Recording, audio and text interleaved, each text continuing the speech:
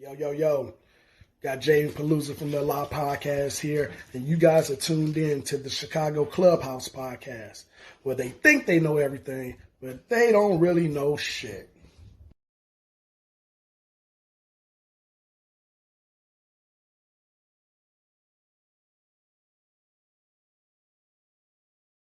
Yo, it's my Ice Griffin, 92 Olympian, former two-time world champ.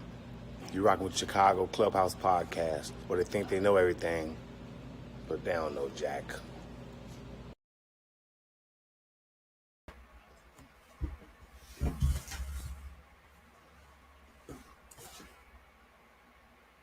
Welcome back to the podcast where we think we know everything, but we don't know shit.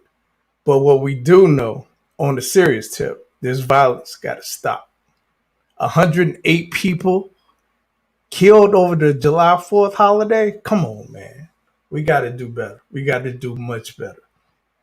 And I think like 17 of those were kids. 2 of them were police officers. Man, no one wants to live here. No one is gonna want to live here. I don't want to live here. Shit. But yeah, we got to do better. Anyway, before we get started, I do want to shout out to the Lek Pod Network. We grinded last night. We got it done. We made a little partnership. So now we are live on the Lek Pod Twitch network. So shout out to D-Sun and everybody at Lek Pod. And they have a lineup of shows that is probably going to come back in August. So you definitely want to check them out. So without any further ado, let me introduce my all-star team first. We got the man who knows everything and nothing at the same goddamn time. JR! At the same damn time, what's up, good people? What's Same goddamn time. What's up? up with Nick, you, what's man? up, man? I can't call it, man. I've been doing a little moving and shaking, man. I had my little second COVID my check. shot Okay, I feel you. Yeah. Say again? I had my second COVID shot yesterday, man. So I'm a little bit groggy. But shit, I'm gonna still get it in, man. I still gonna get it in. We got a great guest today, man. I can't wait. We gonna dig in, but let me introduce the other part of the All-Star team. My man that knows every single stat from every single team since the 90s. JB. What up, JB? Podcast. That's what is up. That's what's going on. Real quick, man. Yo. JI, you said something real profound, man, about this violence, man. Hey, we got to do better, man. Black, brown, everybody. We got to do better, Shy. Yeah. We always talking about Chi-Town stand up, but we looking real down right now, man. We need to do better. Much better. I don't even want to send my kid outside, man. It's crazy. It's so crazy. Shit, I don't even want to go outside. I'm a grown-ass man. Right. I don't even want to go outside sometimes. Shit, it's crazy, man. It's crazy as hell. But anyway, let's introduce our guest for today. I can't wait. Let me first, before, and JB, I want you to go ahead and take it away. But first, let's show a little clip of our guest. Hello, my name is Rico Hill. I come from the south side of Chicago, 119th and Loomis to be exact, right across the street from the Croc Center. I learned the game of basketball in that neighborhood playing at Cooper Park and playing for the great Mr. Gary Adams, who coached at Worcester for over 30 years. And our park basketball was life. And if you wasn't gonna get out there and gladiate, you didn't even get on that court. Man, yeah, to the point, straight and to the point. I like that he says Rico is suave, man. That's right. That's right as rain, right there, boy. Absolutely. So without further ado, you know what I'm saying? Little dossier. Champion at Whistler. Catholic League champion at Brother Rice. The first the first Black Catholic League Player of the Year. Illinois State, Missouri Valley Conference Player of the Year. NBA draft to the Los Angeles Clippers. Man, enough said, man. Enough said. Go That's on, a bring him in. mouthful. That was a mouthful, man. Let's bring him on in here. Ricardo Rico Hill. What's going on, people? What's up, big dog? What's going on, gentlemen? What's to it, Rick? What's to it, Mr. Thrill? Man, just thanking y'all for having me on, man. Man, Looking we thank good, y'all for man. coming. You know what I'm saying? Man, so I'm going to leave the floor open real quick, but I want you to just dive right on in, man, because that intro was actually, if I'm not mistaken, somebody that followed your career early on wanted to do a little, documentary on you. Tell us a little bit about how that started, because we hear you in the background like, man, this is real. Nah, honestly, man, that was one of my former players. When he did a project for college, doing something with communications and marketing and that spectrum. But he asked me, could he do it on me, and it was a pleasure doing it for him. Just taking a walk down memory lane. It's very rare I get these opportunities to be able to, express yourself just unfiltered and, what I'm saying, in your own element with your people. It's a different conversation compared to when the conversation is kind of guided by the reporters. You know what I mean? Mm-hmm. Almost like letting you be you for a change. Man, it feel good too. I was kind of listening to y'all with the intro with the Chicago thing. It's like, man, I love my city, and I done lived all over the world. I could never wait to get back to Chicago at the end of the season. But I just moved to Texas 2 years ago because of the same thing. Man, I got 8 kids. So I got 4 that's over 18, and I got 4 that's 10 and under. So just making sure that they safe and they growing up in a place where I don't have to worry about them, where I could let them go outside and play, and I could be in the house, and I ain't got to be, sweating bullets to figure if something's gonna happen to them just from being out in front of the house.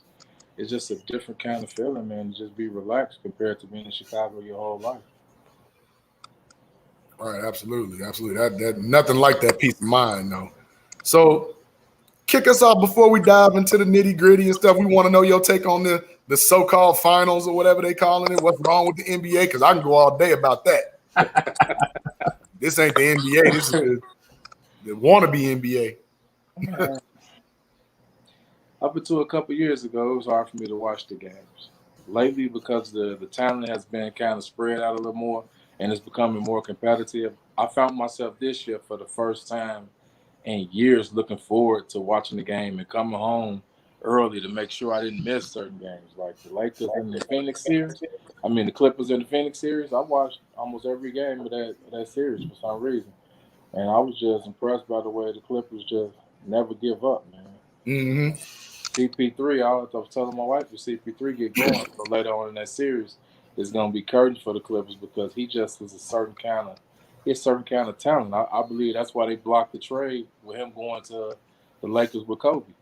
Because I honestly believe that him and Kobe, those two kind of minds and two kind of mentalities, man, that'd be like almost like a superpower. They would rub off anything that they touch for the next 5 or 6 years. Man. Just being honest, so I just believe that the league blocked that on purpose. They had to. Stern knew what he was doing, man. He had to.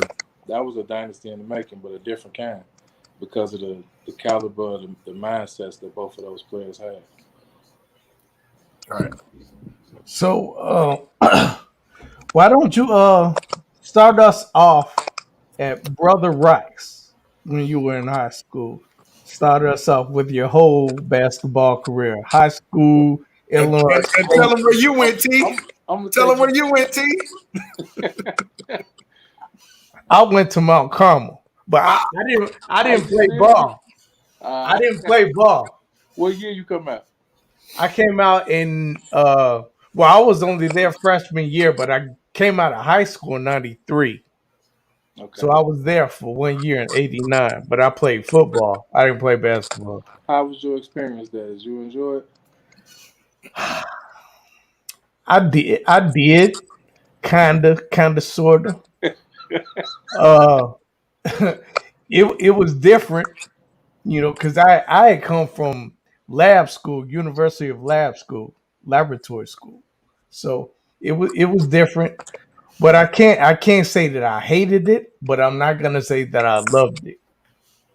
But my parents didn't love it, so they took me out and they made me go to Morgan Park Academy, which Okay. is down the street from Morgan Park High School.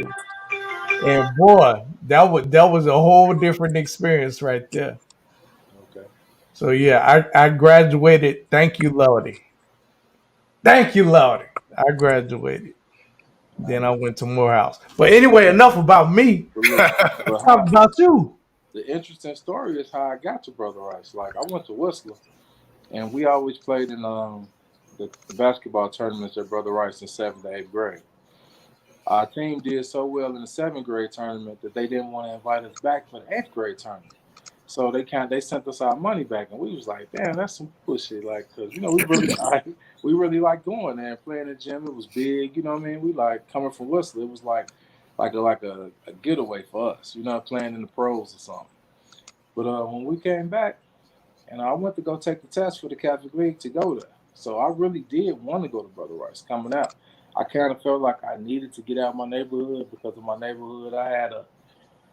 It was different, you know what I'm saying, than the atmosphere that was created at Brother Rice. Like it was trying to stay out of trouble and knowing what I needed to do that. You know what I mean? What neighborhood? I lived on 119th and Loomis.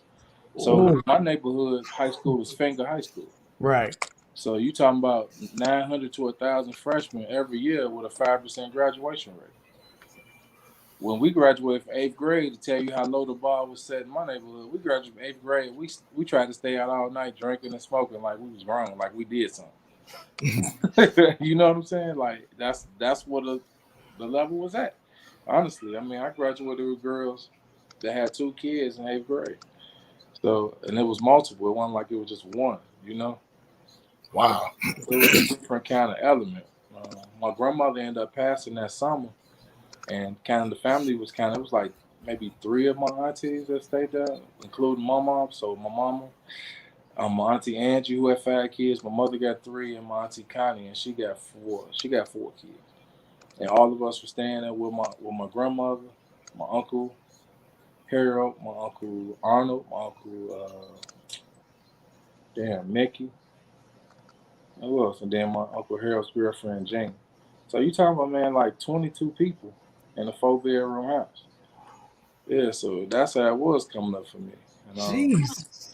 the first apartment we had, like, well, I can't say that because we had apartments before then, but that was before 5th grade, 4th grade. So we hadn't had our own place since 4th grade until my freshman year. And when my grandmother died, we got an apartment, like a 2-bedroom apartment in Riverdale. And the high school I was supposed to go out there was Thornton. But at the time, coming from my neighborhood where it's predominantly GDs and my whole family GD, to be honest with you, you know what I mean? Like everything at that point, my whole language, my verbatim was GD. Like anything you would say, you know what I'm saying? With the end, it would be like, man, G or folks or what's happening, fam? You know what I'm saying? Like it wasn't a good look for me going to Thornton, which was predominantly Blackstones. So after probably about 2 or 3 weeks in that, it became a situation where I probably need to be someplace different.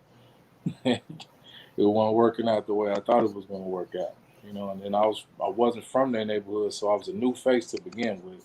Then Right. to be an op, and then to be talented, like you're on the football team, you're on the basketball team, you're on the baseball team. It wasn't looking good, man. They got down on me probably about 3 weeks into the school year. And after that, things pretty much got rocky all the way through the first quarter to almost the end of the first semester. Um, Things eventually came to a climax where shit, I got a gun charge and some other shit. So I was facing a Class X felony. My 8th grade coach came to my court case to speak for me. You know what I'm saying, at the court, and just told the judge, like, this ain't that type of kid. This type of kid, if he's doing anything, is to protect himself, which in all actuality was right.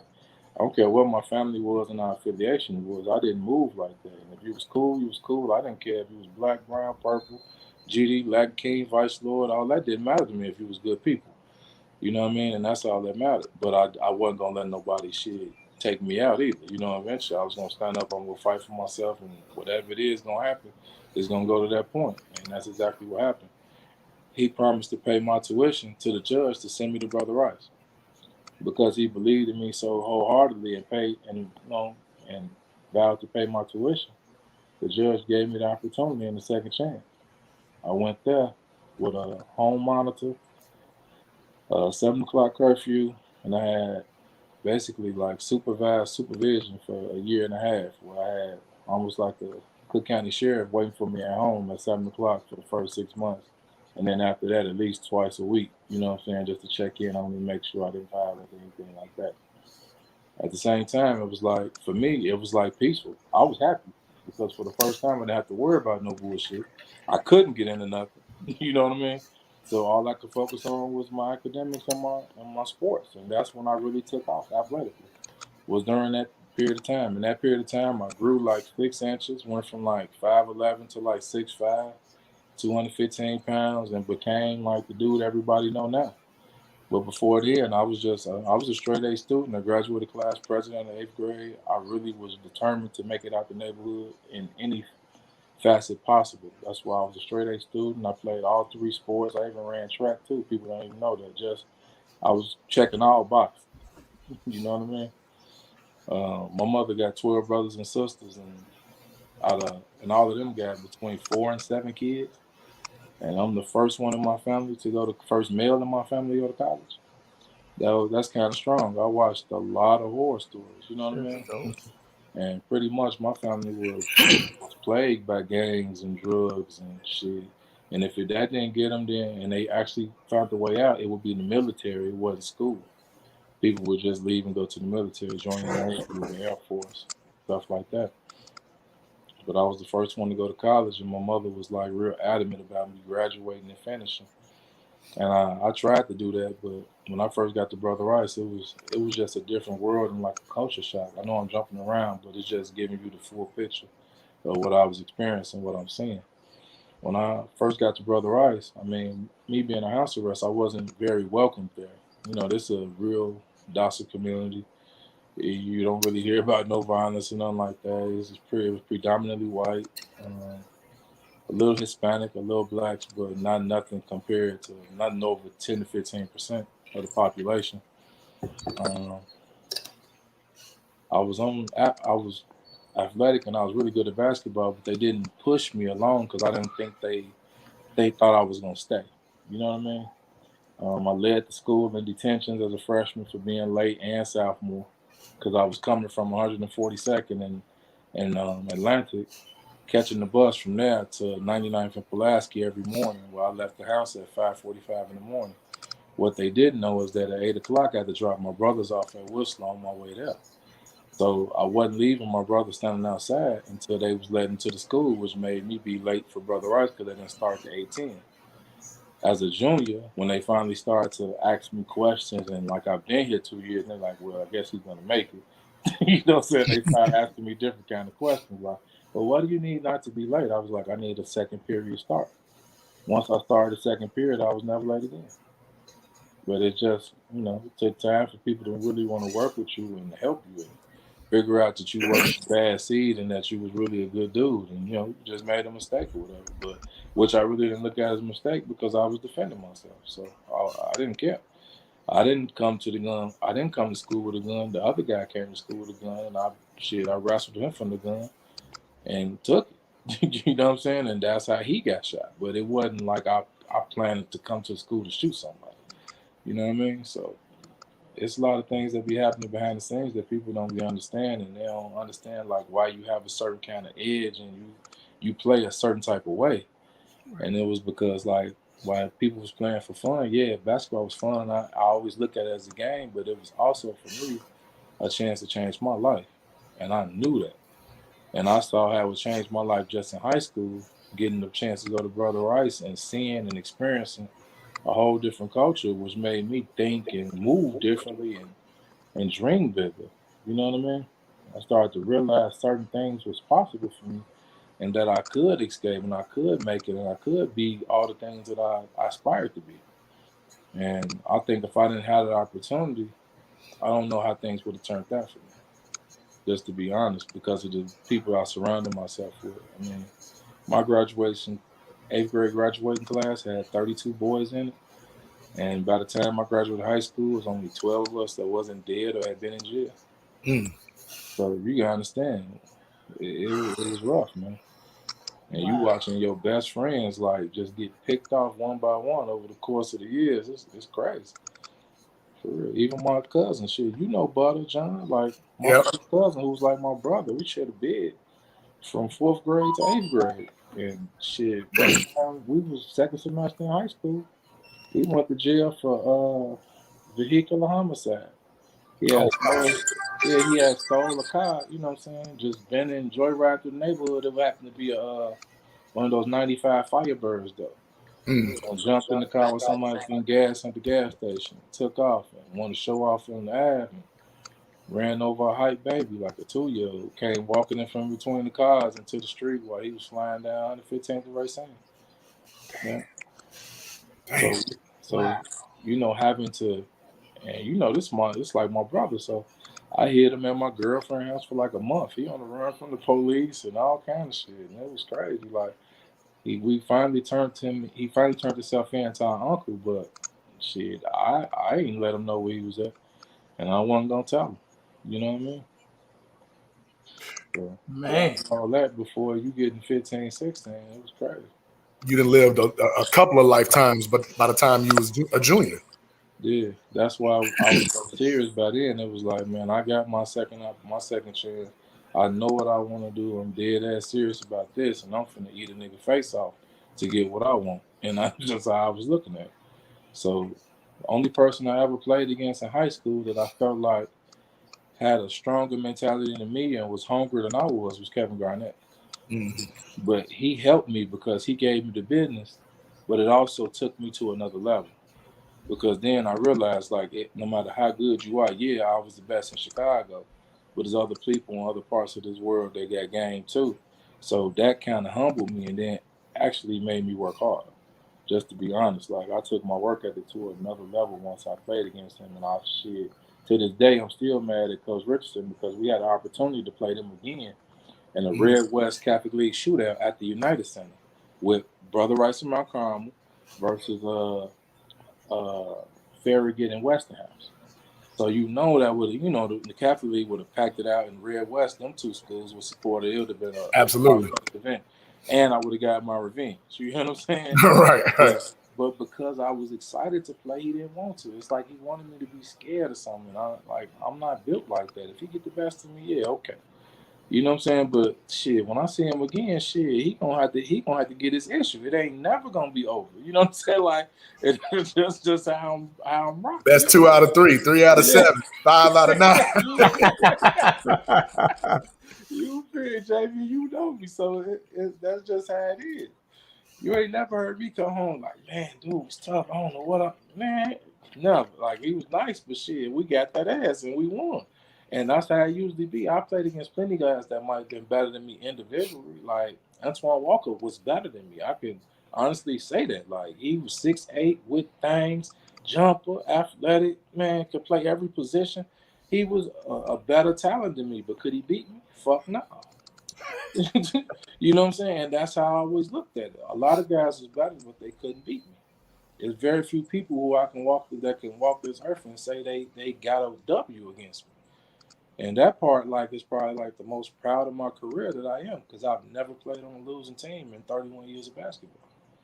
And that's because the formula I was given in the beginning by Mr. Adams at Whistler, man, when he got 30 guys on the team and you making sure everybody play, you got a 5th grader starting on the 8th grade team just because he's the best point guard in the program. Like, it was really, our program we grew up in was fair, and he just always taught us how to play with each other and be defensive minded first.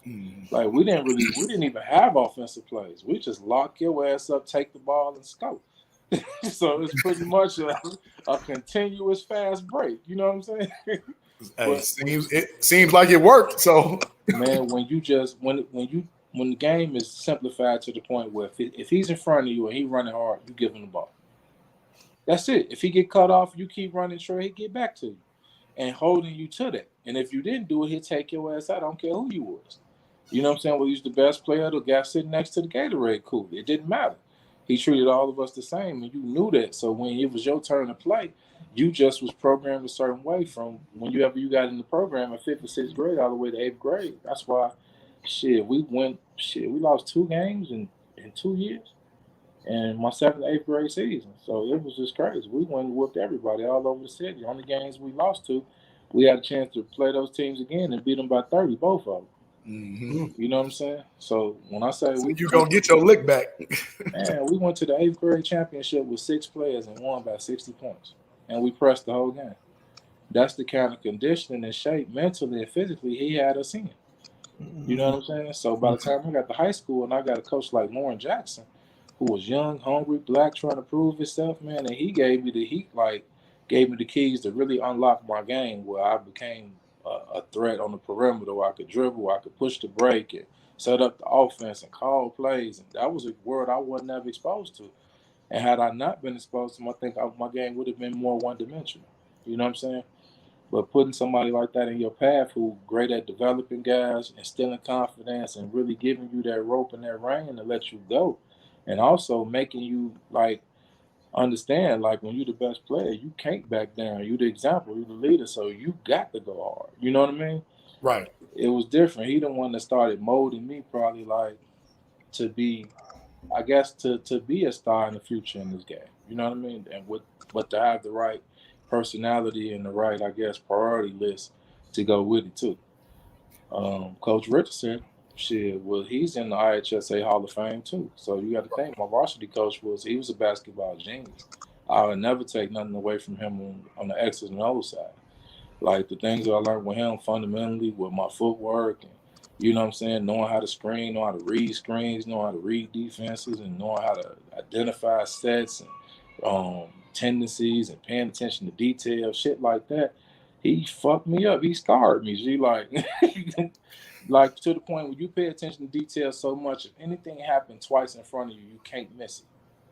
You know what I'm saying? Like it just instantly stick out like a sore thumb. If somebody say something, they repeat it more than once, I'm gonna catch it. It's like that's how attentive to detail that he had us. And it made us crazy because like when all of y'all program like that and you working and you running 6 minute miles and this only in high school, that was our conditioning program. He was pushing us outside the game. I had the same program in college that I had in high school. So it I was was an already easy, prepared for it. yeah, it was an easy transition. I wasn't culture shock, and that's what created my success in high school. While I ended up starting as a freshman, by the time conference started, I was in the starting 5. But it was only because of that preparation had me ready and poised to take that next step. And yeah, once I closed the gap between the physical capabilities, because people in college are just bigger, stronger, because they've been on the weight program, they've been in an extensive conditioning program, they played games against grown folks. It's just a different kind of strength. Mm-hmm. But by December, January, with the weight program we had during the season, man, I caught up, and it was like, shit, it's on now. Once Kenny Wright couldn't just debo me no more. Hey, look, I remember that had to have been 93, 94. Y'all had a cat, Jimmy Sexton, I believe. Yeah. Man, he was a grown man already built. Just y'all had a solid program where that, and he was just like a monster walking out like, who was that big dude? He Man, was that dude is 17. He was 6'3", 205, all rock though, and he could run a 5-minute mile. He was a monster, dude. I'm telling you, he never got tired.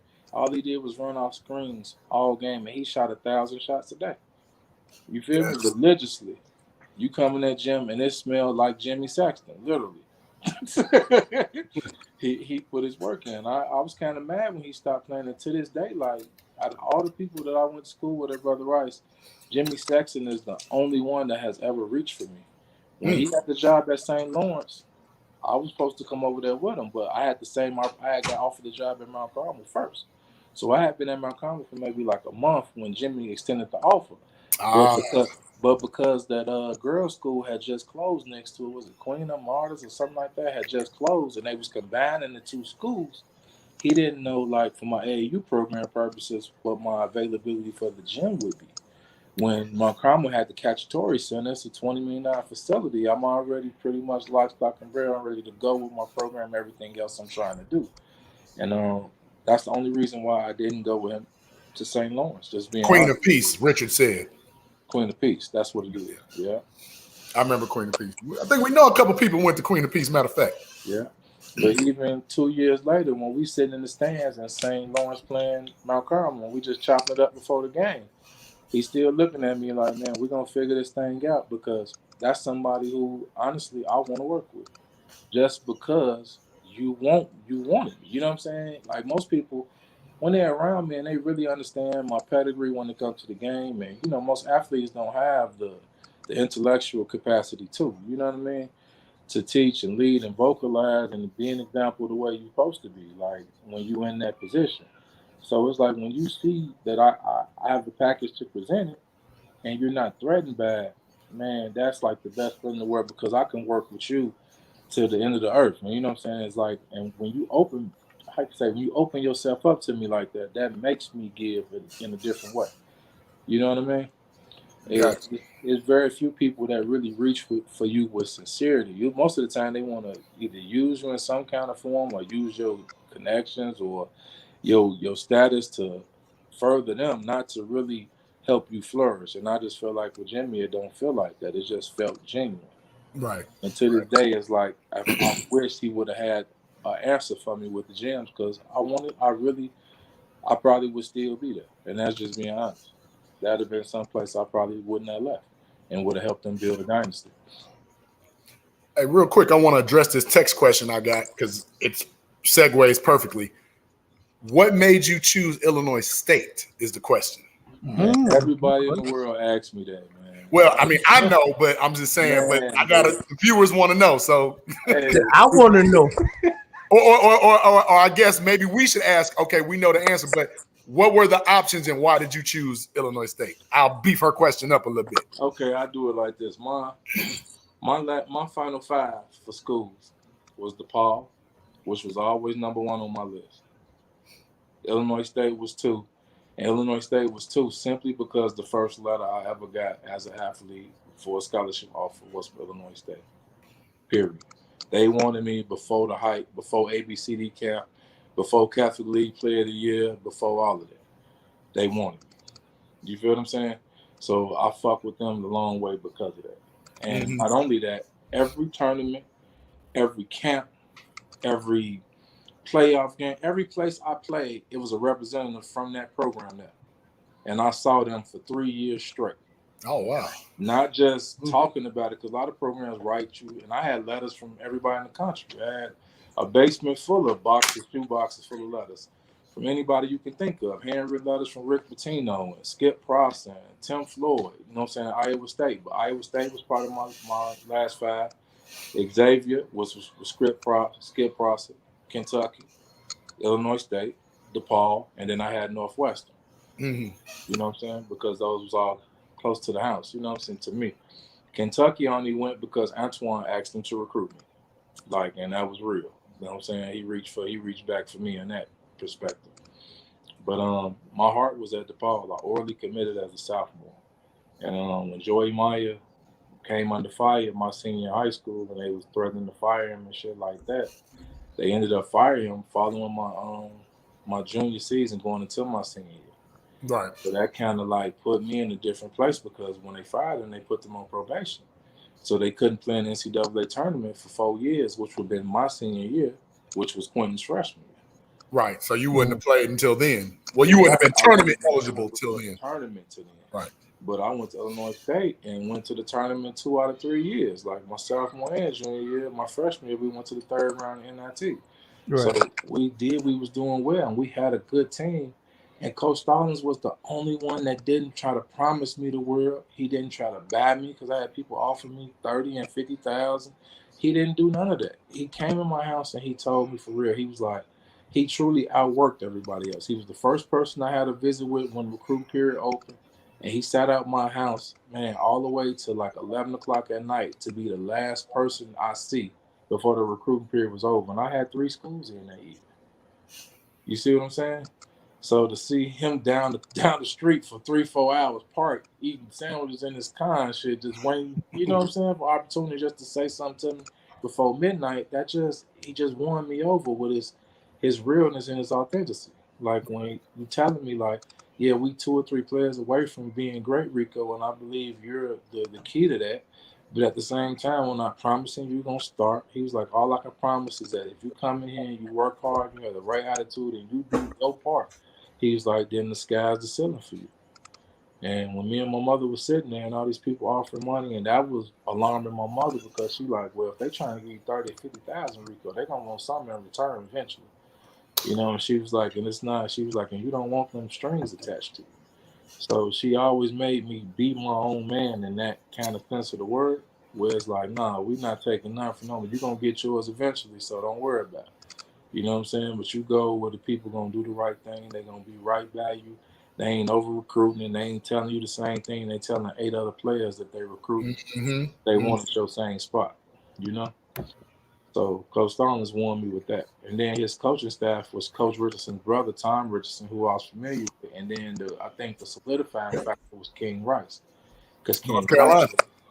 Rice was a hooper. And he used to jump in practices with us, come to open gyms, and it just was like, it was just a different kind of feeling with him. It felt like he was not just the coach, but he was part of the team too. And he just made me feel at home. Like I saw him everywhere. He was one of the guys who was probably one of the biggest influence through my recruiting process as well. Now he at Monmouth now. Yeah, he been there for some time. He the head man there. About 7, 8 years now. Mm-hmm. Yeah. So tell us about some of the dogs that you played against when you were at I State. Man, college. Steve Nash at Santa Clara. We had them down 6 with 1:09 seconds left. Steve Nash hit 3 threes in a row on 3 consecutive possessions. No, he hit 2 threes and then threw the dime for the third one in the corner for game in 1:09 seconds. And it was probably some of the most special shit I'd have seen. I finally saw somebody do to me what I was doing to everybody else. And he did it in Redbird Arena. He came and did it in my career, too. We lost Wow. 69-66. I'll never forget that exchange because, we thinking the game over. Man, Steve walked that joint up. He pulled the first one from, like, the volleyball line. He pulled the second one from the Redbird at half. The third one, he came across Hezzy, split the double team, got to the middle and kicked it. Once he got to about the elbow, kicked it to the corner to Marlon Garnett, and he splashed it for game. Wow. No bullshit. Wow. You said he pulled it from the Redbird? And he pulled them back to back from dumb to dumb. Wow. And that was before guys was doing that. That was before the Steph Curry era. That wasn't Right. It wasn't the normality when he was pulling that joint like that. It was like, damn, like like he finna pull. But the second one was more impressive than the first one. Because the first one was like unexpected. So the second one, we picking you up full court and you rocking a nigga to sleep the full court left and then pull up from the Redbird. That was the one where I was just like, we called the timeout. I was walking in the huddle looking at this motherfucker like, damn.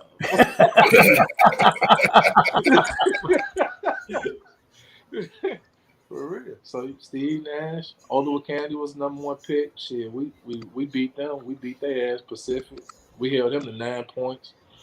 Who else? Sam Oakey from Wisconsin when he was Big Ten freshman of the year. We went up to Wisconsin NIT and beat them by a dub in the first round of NIT when Missouri Valley Conference schools weren't beating Big Ten schools. Who else, man? You finna have me think. Rodney Buford at Creighton. Rodney had game though. Anthony Parker at Bradley. Anthony Parker was low key like Baby Jordan in college. He was nice as hell. People sleep on Anthony Parker, man. He still went first round. He had like an 8-year stint. Then he left and went overseas to Maccabi Tel Aviv and got MVP 3 out of 4 years in the EuroLeague and won 3 championships. And then came back to the league and finished the stint another 6-7 years. For real. He was nice as hell. So after your college career, you got drafted by the Clippers. You said, "Nah, fuck that. I'm not going to the Clippers. I'm going overseas." Or how did that work? Mm-mm. I left school after my junior year, but after the draft. I planned on leaving early after my junior year. I had my heart set on good. It just I felt my whole team was seniors except for me.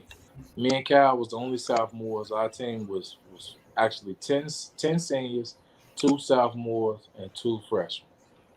I mean, two juniors and two freshmen. That was my team. I had the same team exactly for 3 years. That's why we were so good. Cause I I just can't explain just our continuity and our teamwork was crucial. Just being honest, we wasn't the biggest team, but you couldn't beat us, and we was number one in defensive field goal percentage for 2 years in a row, holding teams to under 40% shooting, and we was number one in the country. So we just got in your ass. We didn't care who you was gonna have to earn it. You was gonna have to beat us. It wasn't no coming in here like we finna lay down. And we couldn't get a lot of teams to play us because we was ranked preseason top 20 in ESPN. I mean in Sports Illustrated. So we was ranked. We was a nationally recognized program by the time I was a junior. So Big Ten school, we wanted to play Illinois, but they wouldn't play us because they had to pay us to play us because they had a bigger conference. Plus they had the possibility of losing too. They was like, nah, we ain't doing that. So we had to really heckle people to play. And I used to have my coach like trying to pick fights with teams so we could play them and stuff like that. For real, I wanted to play everybody. We played every state school in Illinois to just feel like we was the king of the hill. U of I was running from us, and we publicly like went after them in the papers to play us and everything. So we killed Northwestern. We ended up beating DePaul. I felt bad because Joy was my man. But shit, and I had like a perfect game. I had like 23 points on 9 to 10 shooting with like two stupid ass dunks. Oh wow. Yeah, it was bad. Like I shook his head after the game. He was bad as hell at me. He was salty. And he was still mad at me 6, 7 years later, man. He was coaching the Asheville team in the D League before it became the G League. And I was playing for the North Charleston Lowgators at the time, and we went to play them. He had Terrence Shannon playing with them at the time, and Terrence Shannon was like, man, averaging like 22 off the bench. He was tearing the D League in half, just being honest. And then we went up there to Asheville and we got him, but I DT up the game. That man tried to ISO over me, man, holding up and palm it like behind his back, like Jordan had right in front of the scores table, like running out the clock. Man, as soon as he put that dish on the floor, I was gone. Wow.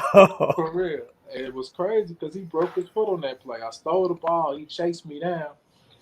Big boy named Hiram Fuller. I forgot. I think he went to Georgetown. And he was following the play. So I went up to like I was going to take off the dunk. He went to challenge. I dropped it between my legs. Hiram dunked on him and landed on him some kind of way and broke his foot, man. It was crazy. Yeah, so only did he lose the game, but he was out the rest of the season after that shit. T, my man, we was in with the Grizzlies together early on in 2002.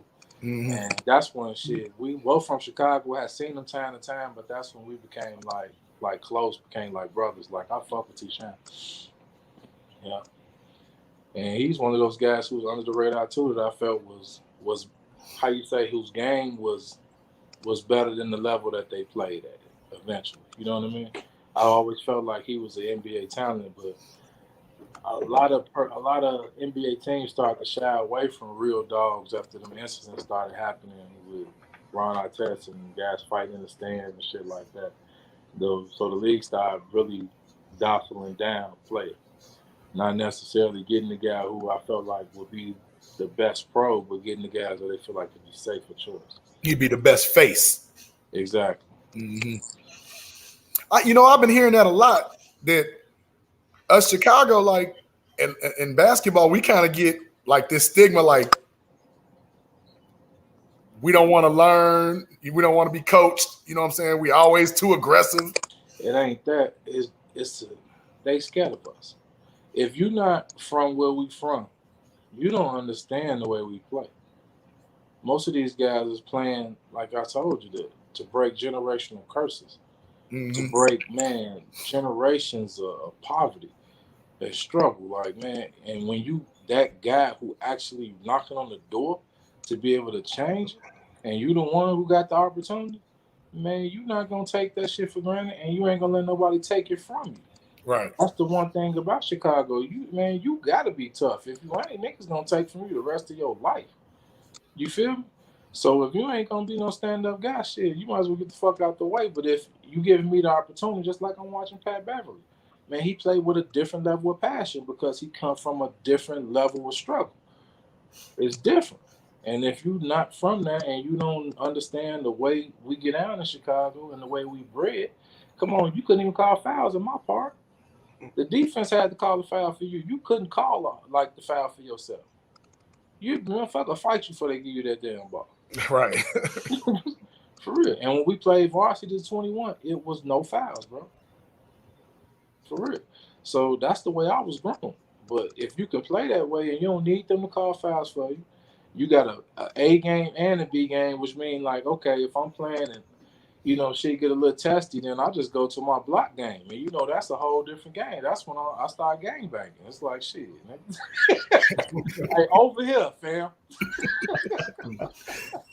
So it kind of sounds like my next question was going to be, who has the tougher baller, Chicago or New York? But it sounds like you kind of answered Oh, that man, question already. hey, man, I answered that question. My agent represented me and Ron Artest in the 1999 draft. My agent called Ron and told his ass not to come to our workout with the Knicks that morning because I was going to be there. That's what I'm trying to tell you. He came anyway, and he ended up throwing up and sitting out the second half of the workout. You hear me? It's a different level with this shit, and it's like I be trying to explain to people. Like I might not, how you say, been in the league and made $100 million, but I got $100 million worth of respect. When you can say the top players in the world, like your favorite players me. You know what I'm saying? Like, and it's crazy because like they know I didn't get the opportunity, but it wasn't because I wasn't good enough. And the motherfucker will tell you in a minute, Rico, like Tim Grover tell you, Rico worth $60 million. That's a guy who I worked out with for 10 years for free and wouldn't allow me to pay him until he got me in the league because he felt so blindly about my abilities. But just like everybody else, he prejudged me in the beginning. You feel what I'm saying? And I missed the opportunity because he didn't vouch for me, and because he didn't, he felt bad, man. He stood on that. He stood on that for 10 years. He tried to right us wrong, but there we go again. Now we talking about them politics again. Yeah, but he the one that explained to me about the red tape that I didn't see, and how many favors is behind the scenes, and like it's so much more to it than just having ability. It's luck, it's time, and it's the right age, and do somebody the right favor. Like he the one who put me at peace with being overseas, and he told me not to turn down no more money because I had turned down 1.5 million to go to Maccabi Tel Aviv one year. And Tim he cussed my ass out. He was mad, fuck at me. I'm just being real because I wanted to go to camp. And he was like, man, fuck the NBA. And he was like, man, if they ain't gonna just take you on your, you know what I'm saying, your God given ability, he's like, man, you always go where you want. He was like, and if you getting that kind of money and you playing well, eventually they gotta come see you. And I didn't look at it. You know what I'm saying? I was just hungry to be in the league and I was chasing it. And it's like they were just angling and taking from me. You know what I'm saying? Okay, go ahead. The fuck is that? That's his son's daughter. It's okay. Shit, one of you lucky, ain't none of my kids that busted here. Daddy, who you talking to? Yeah, you better that too long, Daddy. Hey, that's some of the background noise. I thought I was on mute. This guy coming in. Yeah. So one of our viewers is asking you to speak on mental sports management. That's something that venture I just jumped on with Shawana Jordan. Just trying to help guys that went to D2s and D3s and NAIA schools, still get an opportunity to play professional basketball. Sending them to starter leagues like in Mexico, paying shit up to $5,000 a month. Just helping them build their resume and get their career started. I've always been the type, no matter what I was doing, I try to pull somebody with me and try to help guys along the way. That's Yeah, what's it's true. up. That's what's up. So it's just basically something I've been doing my whole life, but now I'm actually getting paid for it or get credit for it. That's Okay. what's up. Rico, I got a question. It's going back a little bit. How different do you think your life and career would have turned out if you didn't go to Brother Rice? You touched on that, and I was really, curious about that. Honestly, because if you would have asked me as a freshman in high school what sport I would have played, I would have told you baseball. I was cold at baseball. I played single A as a 15-year-old. Like Wow. 85 miles an hour with 5 pitches, played first, center, and third, and back catcher. 85 miles per hour. Yeah, High school. man, my when I what was Jesus. that? My 13, 14-year-old year, I batted 856. I got out 13 times the whole season. 856. 856. You got to hit down there every time you went to bat. Exactly. It was like That's automatic. free throw percentage. It was like automatic, bro. Like I was a baseball player. And I was cold at football too. I was on varsity at football at Thornton as a freshman. Like Really? like everybody tripping because my son is an offensive lineman at LSU now. Yeah. You know what I'm saying? He a sophomore now, but people be tripping on him playing football, not basketball. I be looking at them like, shit, if you knew what I know, you wouldn't be tripping on it. You know what I'm saying? Right. So, my mother left my father and came back to Chicago at 3 or 4. But at 7, she met my youngest brother father and got remarried. We moved out to the suburbs. So we was in Park Forest back when Park Forest was like predominantly white, where they had baseball teams starting at 7 years old and football programs and stuff like that. And I had played through all that stuff, man, at a high level shit. So I was 11, 12 till I came back to the city. So when I came back to the city in my neighborhood, all they had was the basketball team. They started baseball like 2 years after I moved back. And I was still pretty good at it, but they just wasn't as serious. And playing for that team, I got introduced to this other team in Kelly Park, and they recruited me, and that's how I ended up playing the single A and all that because the team we had played against, and only 2 people on my team even got hits that game. That's how good the white boys was, and I was one of them, and I got 2.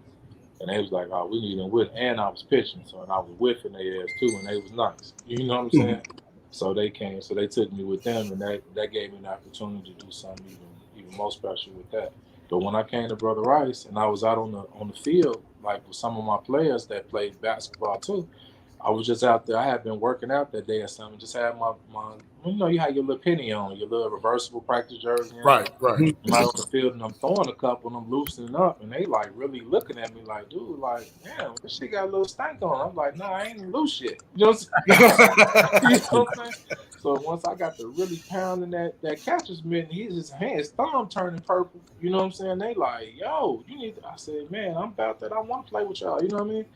The coach come out to the field, start practicing, come out there with, man, ain't no basketball rims on my field. Get out of here, boy. You get talking Oh about no. shit. And I just looked at him. And my boys then was like, guys on my team, like, nah, Rico, don't. I was like, man, fuck him. I'll never play for him. He said there's no basketball rims on my field. Exactly. That's what he told me. His name Coach Uraski. I'll never forget. Here we go with some more of that And that was the politics end again. and that was the end of my baseball career. Mm. No bullshit. And that's when I really took off with basketball, like my sophomore year in high school.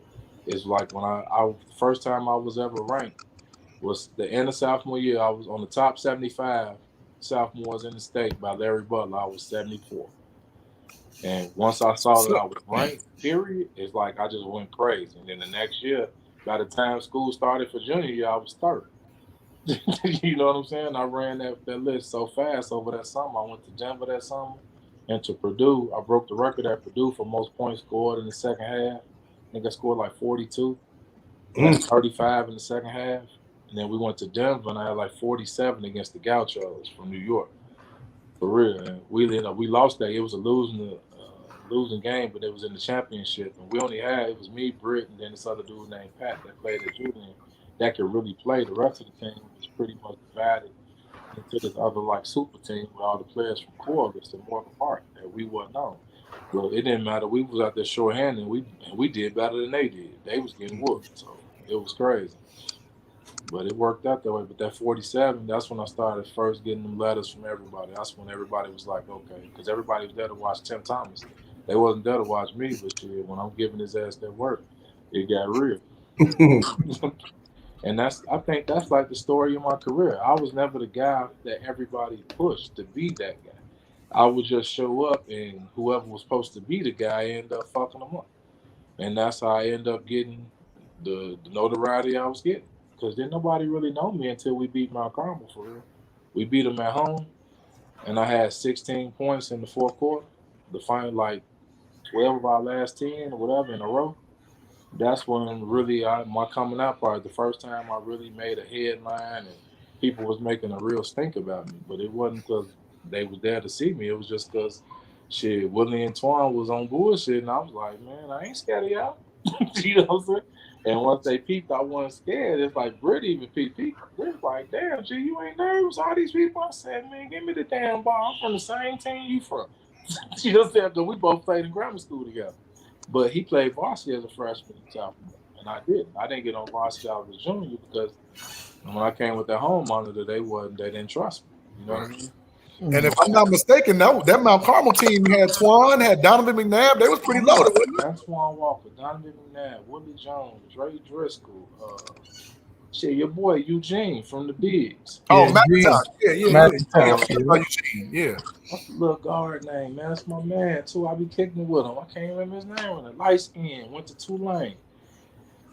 Oh, man. This gonna make me mad. You'll think about it, but them four names you just said right there, a lot of people that they know about Chicago basketball, they knew that them Catholic League teams was busting public league teams' heads. Yeah, but it was two more guys on there that was sophomores that went D1 too. That's what I'm talking about. The point guard and then Antoine Mitchell. And man, they had a squad, G. Like they had a real squad. Like if you looked at it on paper, there was no way we were supposed to win. Mm-hmm. But what our coach used to do to us, like he programmed us so we wouldn't be alarmed. What he would say is, like we'll watch the film and he'd be like, "Man, they gonna hit threes from the volleyball line. They gonna get alley-oop dunks." He was like, "That's gonna send the gym into a frenzy." He was like, "They gonna get steals and dunks." And he was like, "While they doing all that celebrating, he's like, I don't even want the ball to hit the floor." He was like, "Man, you catch it out the net, outlet it, sideline break, and we're gonna get a layup while they running back clapping." And that's exactly what we used to do. No matter what, we just kept coming. And when teams just laying down or giving up because they feel like they outmatched, you're not used to playing hard the whole game. So when it used to get to the fourth quarter, they'd be unusually tired, and we wouldn't. Right. You know what I'm saying? And that's when our conditioning and all that stuff used to come into play because I know my confidence, the athletes they wasn't pushing them as hard as he was pushing us because we was trying to make up for basically, deficiencies we had in size and athletic ability, but we made up for it in toughness and stamina. You know what I'm saying? Because you think about it, on my team, me, Jimmy Saxton, and Britt, only players to go D1. Right. Illinois State, Colorado State, UIC, right? Yeah, he went to Creighton first, though. Oh, you went to Creighton. Jimmy went to Creighton first? 2 years and then transferred back to UIC. Mm-hmm. Was that little light skinned guard at Mount Carmel you talking about? Was that John Hampton? His name started with an M, G. Man, the crazy part is, man, I was just at this man's house 2 years ago, kicking with him before I moved down here. I can't remember his name right now. That's crazy. It's blowing me. And he cool as hell. And he the only person ever to score 30 against us at Brother Rice. Because we upset Twan, man, my phone. We upset Twan my junior year, and he upset us my senior year. They beat us at Brother Rice in the regional finals. So you went toe to toe with Twan? Man, Twan went 6 for 23 at home and 8 for 28 in the sectional finals to go to state. And we beat they was number 2 team in the country. They lost 2 games his whole senior year, and both of them was to me. Wow. Wow, man. The only player that beat me in Chicago that was a top tier player was Jerry G. When he was in high school, I remember Jerry G. He was the man in high school. Yeah, he sure was. He was. I always felt like he should have went to Duke because Duke would have developed him. U of I was just going to use him. But Duke would have developed him into, because he was a monster to me. He was like the strongest dude I ever played against in high school. And he was mean. Exactly. Yeah. Yeah, you look like a statue, man. You all right? I'm good, man. I'm good. You mesmerized with Rico's story, right? You know what? I am. I got love for the Redbirds, man. I got love for when you say Rico coming from I State. I got a lot of my buddies playing at I State. I'm figuring like, hey, that's what's up. And he's saying, hey, I remember those good Catholic League games. I don't know if Mount Carmel was pretty decent at basketball. That wasn't my memory, but I know Hales was hellified. So What year you came out? I came out of Bourne in '88. Okay. Hales was okay. No, Hales was a little better than okay. But he I taught at Hales for a long time. Hales was a little better than okay. In the 70s and 80s, Hales was the shit. Hales and Mendel. Them was the best. Oh, Mendel. Yeah, I forgot about Mendel. Yeah, because you got to think, them was only two schools that gave scholarships to black kids. So that's why they was the shit. Hale's most famous for JaVale McGee, I believe, right? Yeah. JaVale McGee went to Hales. Yeah, we had a couple of I said most famous. Most famous. You know what? It's a lot of one of them big as Nate Benoit in high school. Though. Yeah, Nate Benoit. Nate Benoit went to Purdue. Man, they went to Purdue. Yeah, I remember Nate. Man, Nate Benoit in high school as a freshman, sophomore at Hales. Man, dude, he was a monster, dude. But he transferred, didn't he? I think later on, not to his senior year, but that's when his career stopped. Once he left Hales, but when he was at Hales, Jerome Randall went to Hales. He was ridiculous. Jerome Randall was nothing nice. No, Jerome Randall was good. Went to Marquette, right? He went to Cal. Oh, Cal. He went to Cal. He played a little with the Mavericks. Yeah, Jerome Randall, nice.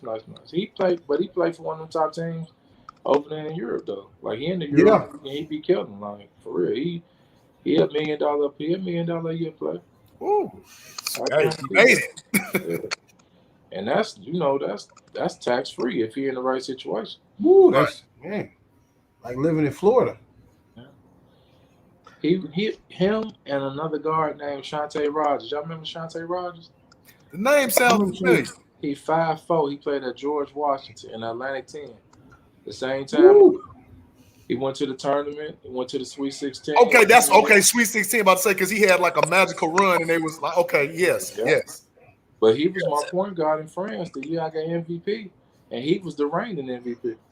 Oh, word? Okay. And that's the best short player. Like, to me, guys like him and Jerome Randall, there's no way they shouldn't be in the NBA, man. Like, I don't believe in that size and all that type of stuff.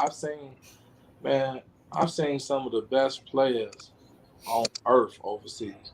Like, people that like you talking about battles or dogs you talking about, dude named Alfonso Ford, man.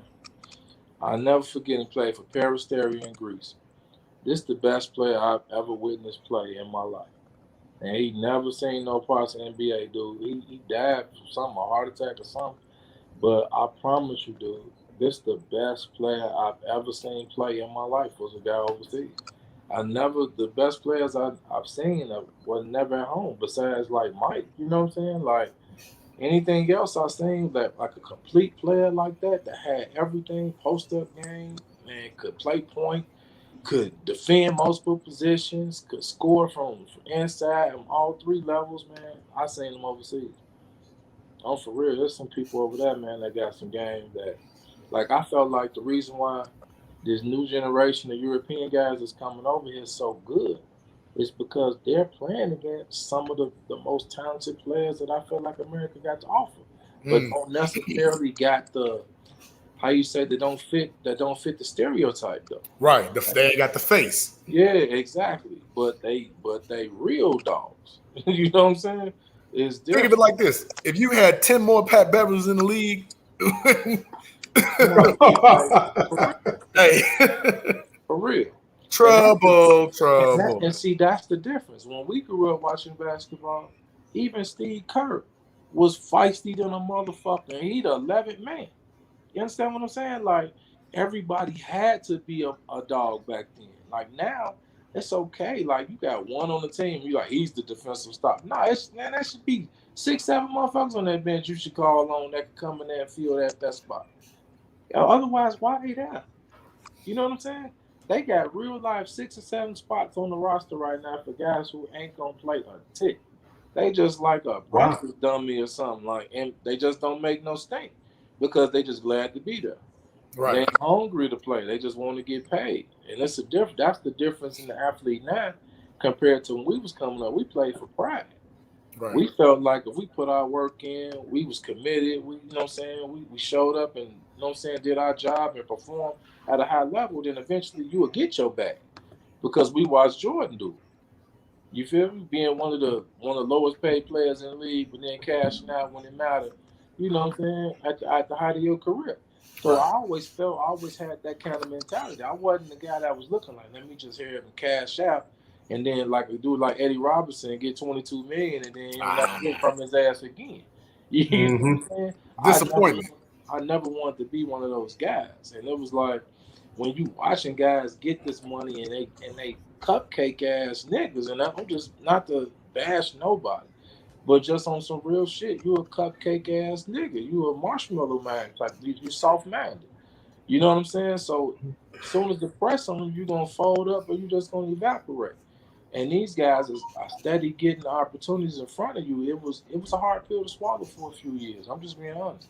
That's why that talk I had with Tim Grover was great for me because he knew the chip I had on my shoulder. When I used to see Michael Finley, he just signed for $100 million, and this man don't even want to stick me in workouts. You know what I'm saying? Don't even want to work out with me. He don't want to get exposed. Man, dude. And I love Michael Finley. He a great dude. Now I ain't taking nothing away from him. You know what I mean? And at that point, you know, he in his career, he ain't as hungry, but I just didn't feel that way. I'm the type of person I feel like if you gave me $100 million, man, I'm going out here every night to prove to you why I deserve it.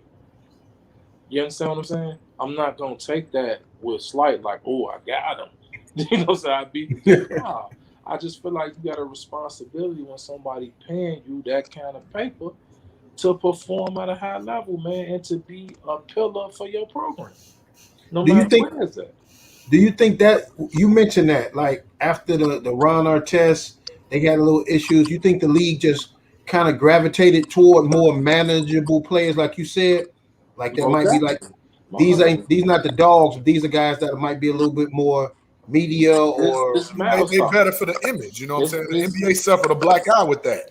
But the mouth sauce is easier to sell. indeed. Just Wow, so come on, Harold's famous for mild sauce, but you ain't never lied. he's famous for hot sauce. right. You feel? I feel you. Still on the phone, y'all. I'll be out. Wow, you know what? That's man, that's I don't know why that doesn't sound very odd. It's actually very real because if you selling out stadiums, you know this guy's a dog, but we can manage this guy. And you're like, wow. My first instance of seeing how the NBA operate was with Glenn Robinson. See, Glenn Robinson was my favorite player. I grew up, and I got family in Gary, so I spent summers in Gary watching Glenn Robinson destroy motherfuckers in person. You feel me? Like, Mm-hmm. man, any and everybody. Then I watched him go to Purdue and do the same thing I see him do at the park to the best in the world at that on that level. And I saw him. He was the first person to ask for $100 million though, and got it. Right. But he never made an All-Star team. He never had endorsement deals. He never got the notoriety that other players that was half his caliber got because he was the first one to break the barrier, to wear hats with marijuana leaves on them and tell publicly that he smoked weed and stuff like that. Like he was true to himself, but to the league it was like a blemish to them. You feel me? So I Mm-hmm. watched them, like even on SportsCenter, to say, man, Ray Allen led the way with 22 points and Glenn Robinson chipped in with 38. Right. Chipped in with 38. Exactly. So I'm really big. I'm a great listener. So when I hear that, I'm like, damn, why he chipped in? It should have been Glenn Robinson leading the way, and Ray Allen chipped in with 22. But I noticed the wordplay even young because he was a guy I idolized. You feel what I'm saying? Mm-hmm. So being able to notice that and at that younger age, being able to see through kind of the mirage in a way, it kind of I guess prepared me for things that was gonna come later on in my life. Because there's certain instances where it's like you can go. I done been to camp with guys, and like they done kept three guys, and it wasn't the three best players there because you all was there. You know what I'm saying? And you just like, well, shit, I go And to the you know next. that pisses me off to to the high heavens, Yeah. bro. Yeah, that's a tough pill to swallow. Rico, you mentioned something though. You said when I think it was Tim Grover told you, like, man, you go where you want it, and you said you learned something from that. That's powerful, man. That resonates with me. Yeah, because for the first time, I went overseas and enjoyed myself. Before then, no matter what I was doing overseas, or no matter how much money they offered me, I was never happy because I was always feeling like I was underachieving. Because when I used to first get there in August, they'd be like, "Oh, he's a good player," you know what I'm saying? But then by January, when they see me at full strength, man, motherfucker be looking at me like, "What the fuck you doing over here?" Basically. You know what I'm saying? Like, just being honest, like, nigga, you don't belong over here. You know? So it's one of those feelings where you have to live with that, where it's like, you like, damn, like, maybe they right. Because at some point during the season overseas every year, once we got to that back stretch, the second half of the season, it used to feel like I was cheating, bro. I'm just dead serious. It used to feel like I was cheating. Like, this shit is too easy. And when I come home in the summertime and play against these guys, and they used to playing with no help side defense and no double teams. I'm averaging 20 and 10, but I'm playing against 2, 3 people the whole game. You know what I'm saying? Right. So when I get back to Tim Gym and it's wide open, it's one on man, come on. I'm tearing these motherfucking ass off, and they can't understand why I'm playing the way I'm playing. But it's like, dude, because I get to watch out all season, and I be like, man, I can't wait to see him or to get at him. You know what I'm saying? I feel that to see if it's really like that. And then you come home and Tim used to sick me on these guys. He'll bring me in early to work with the draft guys on purpose because he know I was hungry. You know what I'm saying? So he would use me as the example for them. Like, if y'all can't fuck with Rico, then y'all don't even deserve no chance to get drafted. Like, just fucking with him. But then when you bring in guys like LeBron and stuff to work out with me and he go home too, that's something different. You know what I'm saying? I used to work out against Marcus Fires and get this nigga so mad he didn't rip my jersey off me because he played. You know what I'm saying? But he's trying to foul me. And imagine him ripping my jersey off me and I'm still saying and one as I lay the ball in the basket. You feel what I'm saying? So Wow. it's one of them where he would put me with certain guys who had certain kind of personalities to let them know, like, they didn't start making dogs when they made you. Right. You feel me? And it was like your introduction to the next level, and that was my role. Wow, that's.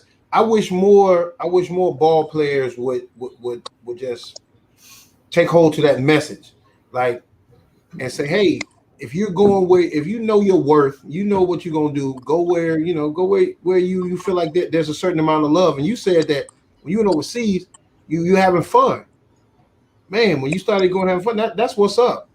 Yeah. What did it ever get to a point where you just felt like this is a job? We know you love the game, but wow, this is like a job. I only felt like that when I was chasing the NBA. Okay. I promise you, in the summer leagues and stuff like that, because it's like you'll be like, I got MVP of the summer league in 2002 with the Grizzlies. I'm about to say I remember you was killing one summer league, and I remember that was right after Memphis, wasn't it? Yeah, I was with Memphis when I You was right. You was on Memphis. Okay. yeah, but I had that year in the CBA. I averaged like 29, 9, and 5 with the Fargo Moorhead Bees. We finished second. We lost in the championship round like 3-1 in the finals, and then I went straight from that to summer league.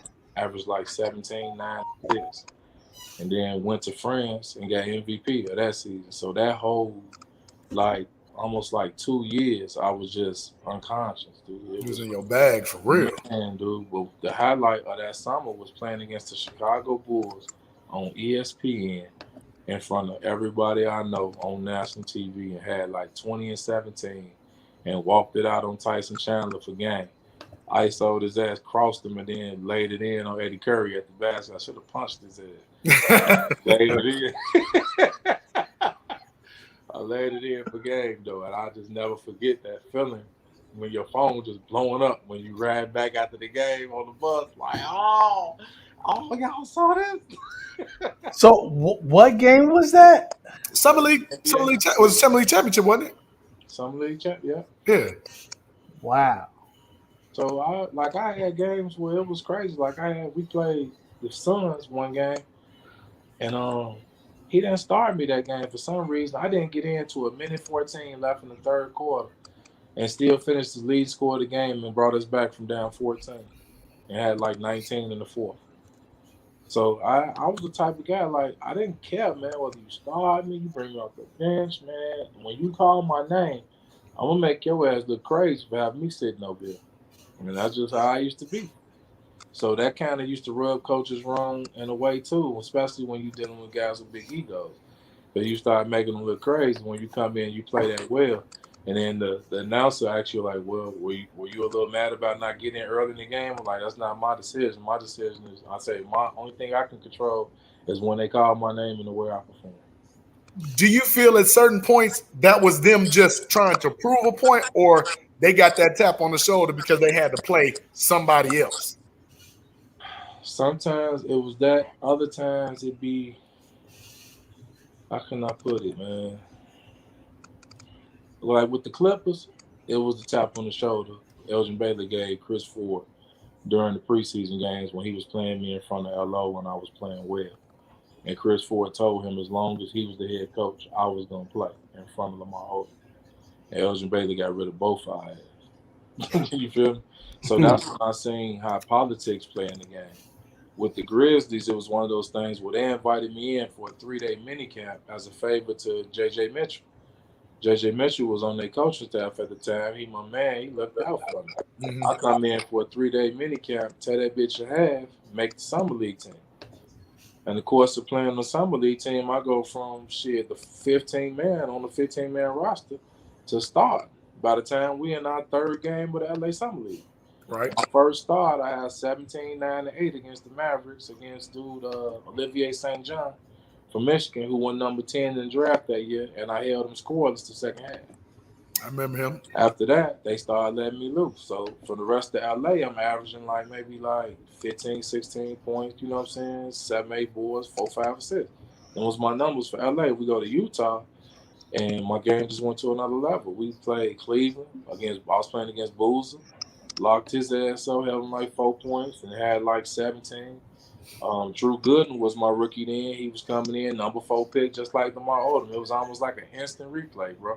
And, I remember in practice one day, they act like they was bringing somebody in to play in my spot. They had Sergio McClain, they had Shea Cotton, and they had some other cat that was, you know what I'm saying, at the 3 at the time, 2-3. And I just remember in practice that day, I just put on a whole clinic, and I ran past the coaching staff halfway through practice, y'all got me fucked up. You know what I'm saying? But I really, when I say I went in, and you know what I mean when I went in, when I dominated practice. My team won every fucking drill, and Drew Gooden was on self-check, period. And he was my little dude. I was teaching him at the time, but because of the way they came at me before practice, it was fuck everybody. Hey, any nigga can get it. You know what I'm saying? And that's how it was. And I'm going to feel disrespected for you because how dare they put Sergio McClain on that boy? Look. Right. And then that's when they started me the first time the next day, and I had the 17, 9, and 8 and been going after that. But before that, they was telling us something. We was expecting more from you. I said, dude, every play is ran to Drew. What you want me to do? Just the play and go renegade? You know what I'm saying? I ain't going to do that. I'm going to play the right way. I say, but we lose. And I say, and I don't do that. You know what I'm saying? I say, start me tomorrow and see what the fuck happened. But that's after I had to send the practice up. Then they start you. You start playing out your ass, and now you got all them looking crazy again. And now everybody in their feelings. You know what I'm saying? But Drew's still the golden boy because he the lottery pick. He fresh out of Kansas. National Player of the Year. He got National Player of the Year votes. You know. There you go. And he the same dude when we playing Amari Stoudemire, which was the Phoenix game where I had 19, but I had to come in because he was terrified of the nigga and told coach to put me in. Because I was the only nigga that could hold. They had to separate. We played against each other 3 times that summer. Once in LA and twice in Utah. And they had to separate us 2 out of them 3 games. And Amari, that was straight out of high school, Amari, wasn't Yeah, it? but Amari was a fucking monster. Nigga, at that point, he was giving Tim Duncan 40 and 20. Right. Amari was a problem.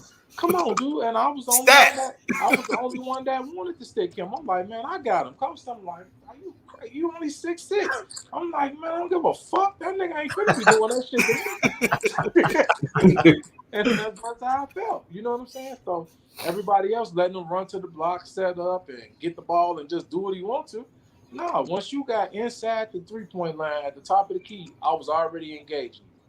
You gonna wrestle me to the block to establish position. Then I'm gonna front you and swivel the whole time. And then when they do throw it to you, now you got to take a deep breath before you can even start your routine. And people didn't understand the process. Like, that's the same shit I did in college. And Coach Stallings taught me that. Like, they bigger shit. You just make them work harder.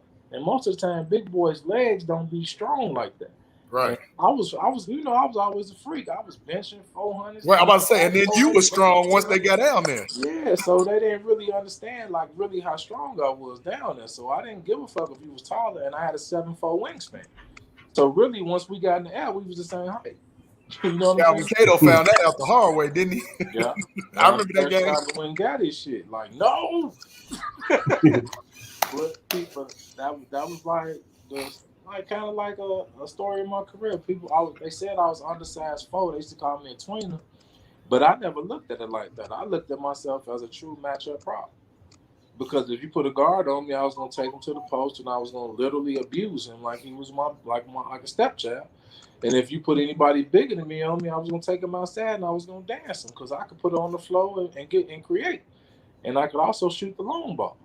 So it was like, man, it to me it was like the perfect height and the perfect size to be a matchup motherfucking problem.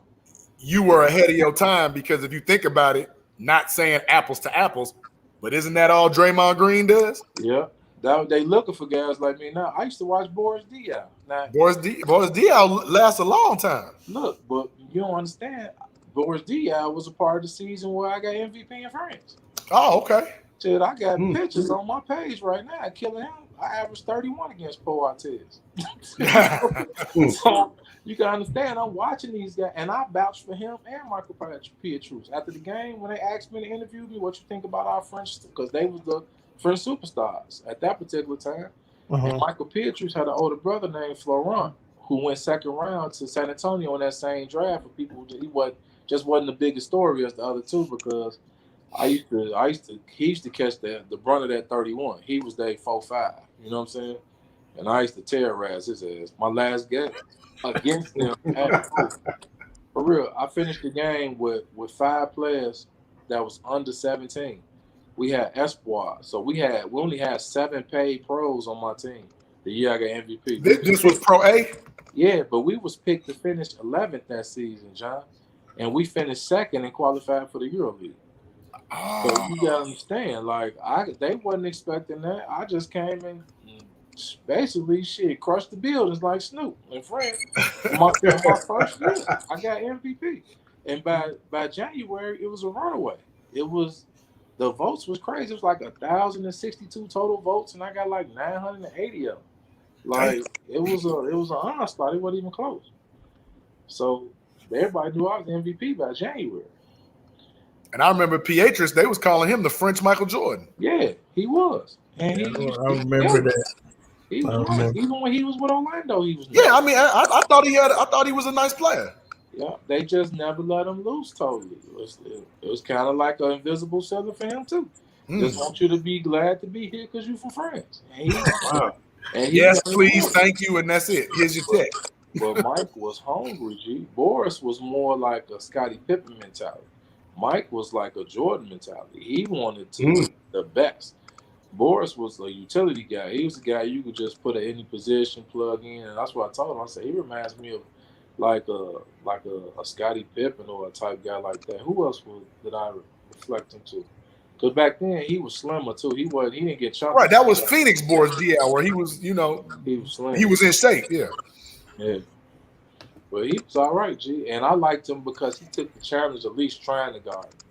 You know what I'm saying? Every game he'd come out there, we shake hands at half, and I get him down like, you ready? So Hey Rico, what's up? it's interesting. It's interesting that you bring up Scottie Pippen. Was he Robin? Was he Michael Jordan's Robin? Nope, he was more than that. Because Jordan's personality, dude, not like I got to know him as a person, working out at the gym and being around him in that kind of capacity. As a person, Mike ain't got the kind of personality that people like draw to. He charismatic as far as like capturing attention and stuff like that because of how big his presence is and his aura is because it's superstar. But just as a person, I don't think he like good people like that. I hate to say that, but that's just my personal feeling. You know what I mean? Like I've heard instances on him the way he played people, and I seen him play people. He never did me like that. So towards me, I have a good rapport. Only problem I had with him was in '05 when he had the Wizards. I was supposed to go to camp with him, and he had me sitting up there at Tim Grover Gym till 11 o'clock at night waiting for my reservation. That never came. Feel me? So when I see him the next summer at his annual softball game on 39th and Vincennes, and I'm standing out there on the track, and he see me, and I see him. You know how motherfuckers see you and try to act like they don't see you. Yeah. When he did that, he lost cool points with me. That's when it was like, okay, Mike, yeah, as a player, I love you, I admire you, I adore you. As a man, you a fuck nigga to me now. And that's just my personal opinion. You know what I'm saying? But I don't have no vendetta against him or no shit like that. But I just saying your word ain't the same as your stats. You know what I'm saying? And that's the difference. But then after that, it's like, then I'm at you now. It's just what it is. And every time I see you on the court, I want to get down at you. Richard Apple says Brian Gomez says hello. Tell him I said, what's up? That's a Brother Rice alumni there. Oh, that he can hear you. What's happening, Brian? Richard Apple, that's an alumni too. His real name Richard Ashman. He went to Thornridge. He played with John Lott now. We played against them in the sectionals my senior year. He was a stud too in high school though. He went to Alabama. Nice. Okay. So how much time did you spend on the West Side? Growing up? Yeah. Not much. My family all from the West Side, though, including my parents. They came out south because of basically like a family feud. They got into it with one of the families out west where one of my uncles was lost and my auntie was like cut from like her navel to damn near her sternum. And they ended up retaliating and shooting that house up and moved in the middle of the night to the south side. Damn. Yeah. So my people really originally from 34, 32 West Jackson. That's where my family originally from. My aunties and stuff went to Marshall and Westinghouse, and you know what I'm saying? So my roots is West Side, but I spend most of my time outside. I used to go out there and hang out at the circle sometime and kick it with the Lords, though, even though I was, you know what I'm saying, on the other side, but it didn't matter. They showed love, and I was always received well. Wait a minute. You just said that you would go kick it with the Lords? Yeah, in the circle. But you was folks. Yeah. That's what I was trying to tell you. Like, I never, because when I was in juvie, then on the first day in juvie, I had a $20 bill that was in my sock. You know how back in the day you carry your little money in your sock or something? Yeah. And when they patted me down, you ain't find it. So I'm in juvie with $20. So it's like, you balling, you know what I'm saying? But one of the older guys who was folks, 17 on the deck, had all the commissary. So he played me for a game of Sino. Now they teaching me how to play Sino this night. So I'm just learning how to play. But they don't know in my family, anything got to do with cards, dice, Keno, anything that you can gamble with money, I know how to do. You know what I'm saying? And I'm going to catch on quick. So casino was like basically like a new game, but it was fun. So I caught on quick and I ended up beating them for the commissary. So one of the lords who had next come in the room, like, yo, who won? And I jump up, I'm 14, I'm green, my first day in juvie. I don't know how this shit really go. I'm like, shit, I won. And I'm trying to grab my shit, go back to my cell. And next thing I know, I wake up in the infirmary. Dude increased me, knocked my ass out. You know what I'm saying? That was some real shit. So the next couple days, it's quiet. Ain't nobody really saying, ain't nobody really fucking with me, but I could just feel people sizing me up. You know what I'm saying? So by the end of the week, I had my chore and I had to mop the deck that day. So I got the big mop. I had the big 5-10 gallon joint with the ringer part that come in out of the metal joint. Mm-hmm. You know what I'm talking about? I finally get to the end of the deck on the hall, but this was where his cell was at. So as I'm finishing up, for all I hear is the mop bucket fall over. And this nigga done kicked the mop bucket over with all the dirty ass water, like to make me have to do this shit over. Now I'm feeling some type of way. I'm like, so now niggas gonna bullshit with me. You feel what I'm saying? So it's a different kind of feeling now. You know what I'm saying? So I'm like, man, I gotta do something. I ain't fit to be living like this. As soon as I go over there to pick the mop bucket up, the nigga kicked me in my ass, bro. And that's when the light came on. I grabbed that mop wringer because he was bigger than me. I ain't gonna lie, he was big swole at the time. I wasn't big. I wasn't who I am now then. You know what I'm saying? So when I grabbed that mop wringer to stand that thing up, I snatched it straight out the bucket and slapped the fuck out of him with it.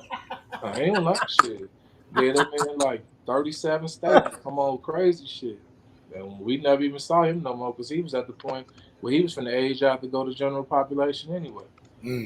But by the time he got out of the infirmary, it was time for him to go upstairs. So shit. But I remember that, and I ain't had no more problems.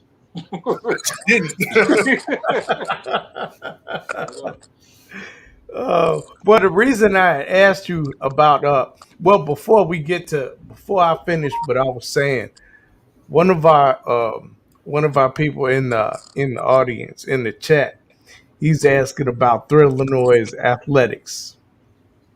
Illinois is that's like my baby, man. It's like I get to treat all the kids that's hungry and wanna be basketball players like how I was treated. Like I told you, when I first picked up a basketball, I was garbage, bro. It was comical watching me play basketball. I'm just being honest with you. I couldn't walk and chew gum at the same time when it came to that coordination.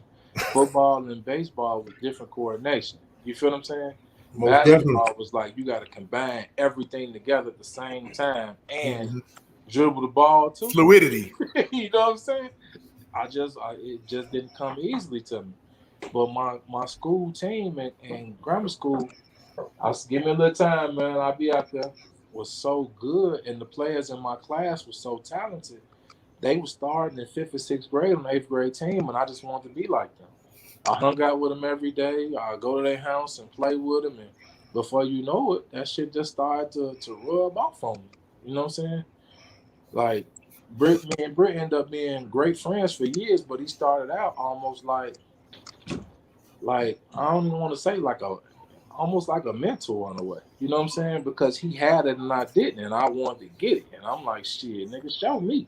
And how he showed me was the nigga would just kill my ass every day. He beat me 32-4, 32-8, but I just keep playing this nigga one-on-one until eventually I could win.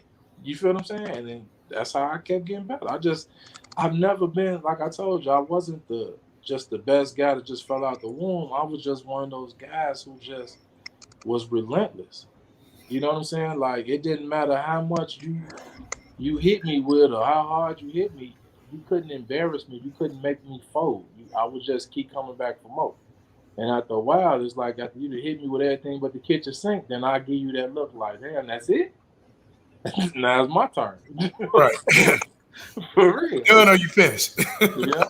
I was never a guy who scored big in the first half and stuff. Some guys come out now 30 at halftime and shit like that. I was never that dude. I was always the dude that played team ball the first 3 quarters, and then the 4th quarter I get 20.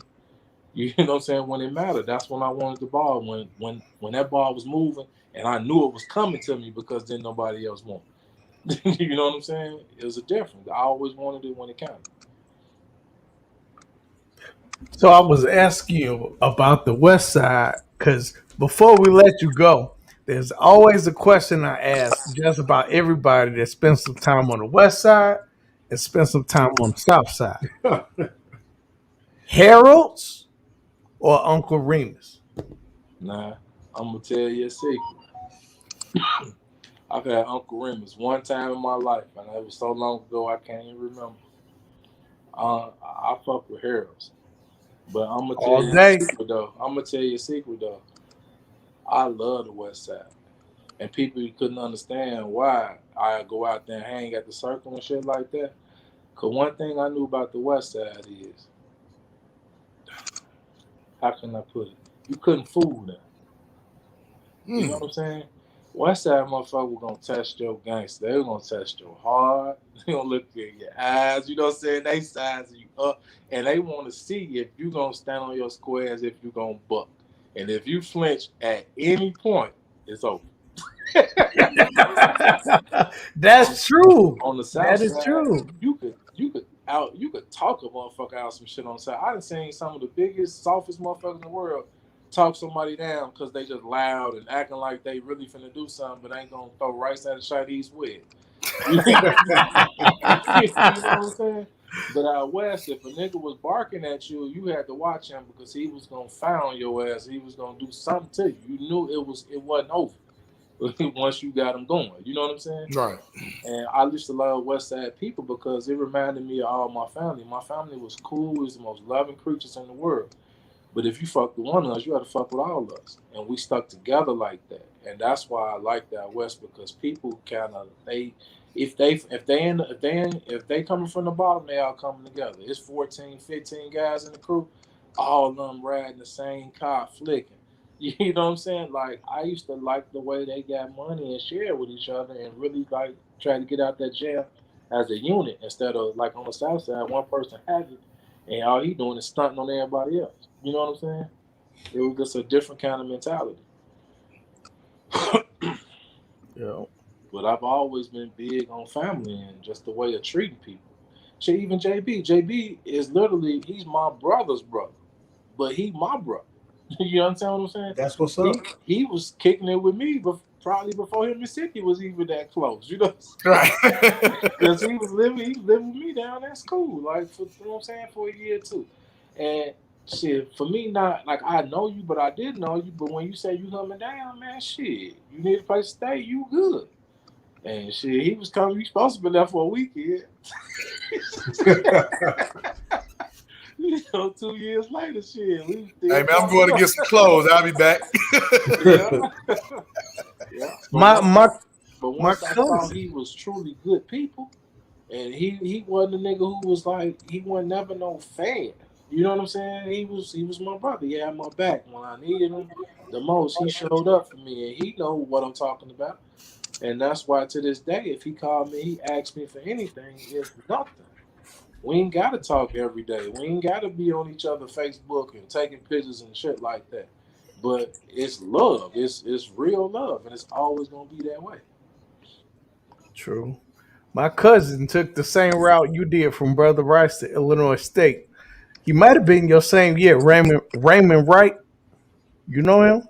Yeah, he older than me. He a dentist. Oh yeah, yeah, He was yeah, one of the noobs. Yeah, you told me. yeah. And he cuffed me as a freshman, him and Peanut. Oh yeah. Yeah, I was an honorary noob on campus. I got auctioned off at the Kappa Ball and all kinds of shit. Word. And I wanted to play it so bad. I got John on the team. I got Peanut on the team as a sophomore. He was a walk-on for the first half of the season. But when we went home for Christmas, he wanted to stay longer with his daughter. And shit, Coach Sullivan only got 3 days. He ain't come back, so he got kicked off the team. But he was on the team and everything. But Coach Starlin came to us in a little. He saw how close we was getting. That motherfucker came to me and Peanut one day at the practice. He looked at Peanut and he said, Rico Hill come here with one bruise on him. It'd be the last motherfucking Kappas y'all ever have on the team. He told that motherfucker straight up because the Kappas had just got in trouble for fucking up dude Matt Lee at Bradley. Are you on break? Threw his ass through a wall or something. Fuck this. He was in the running for freshman of the year in the conference. And after that, he just wasn't the same. They beat his shins up real bad. He couldn't even jump or nothing the rest of the way. You remember our boy Kendall? They did that to him too. Remember Kendall, Fast Kendall? Yeah. KP. Yeah. So I was just like, yo, shit, I ain't with that. Yeah. The But you couldn't tell hazing. me I wasn't gonna be no animal, though. The Strong, hazing. nigga. You mean? Hey, the hoop is strong, bro. Man, we had made up our own stroll. That's how plugged our team was at Illinois State. We used to stroll literally in the damn because every year we hosted the what was it for Greek scene every year. Right. Was that at the Bone? Yeah, at the Bone Student Center. Yeah. And we'd be strolling in there with all the Greeks, and they would eat ball. No Good bullshit. times, bro. Good times. I had a buddy, kick-ass chapter, named Patrick Pender. I don't know if you know Pat. He was down there at State too. Yep, he's new for my state. If he was down, I'm telling you, if he was down in 2095, 98, I know him. Even if I don't know him like personally, like kicked it with him, I know his face, and I haven't been around him. I got to, because I met news. When I say I met news from all over in them 3-4 years, it was from all over, man. Northern, Western, Eastern, from out of state, down south. They used to come kick it with us because we used to go on a great ass Greek singer. Oh, Hey, he dropped off. did his phone die or connection? That might. Hey, I don't know if it was.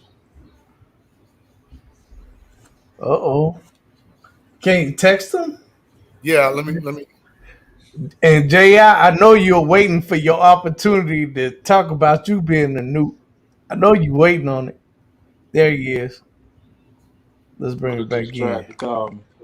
Oh, you got a call? Oh, okay. Yeah. Yeah. So I think J.I. was waiting for an opportunity to tell you that he was the new.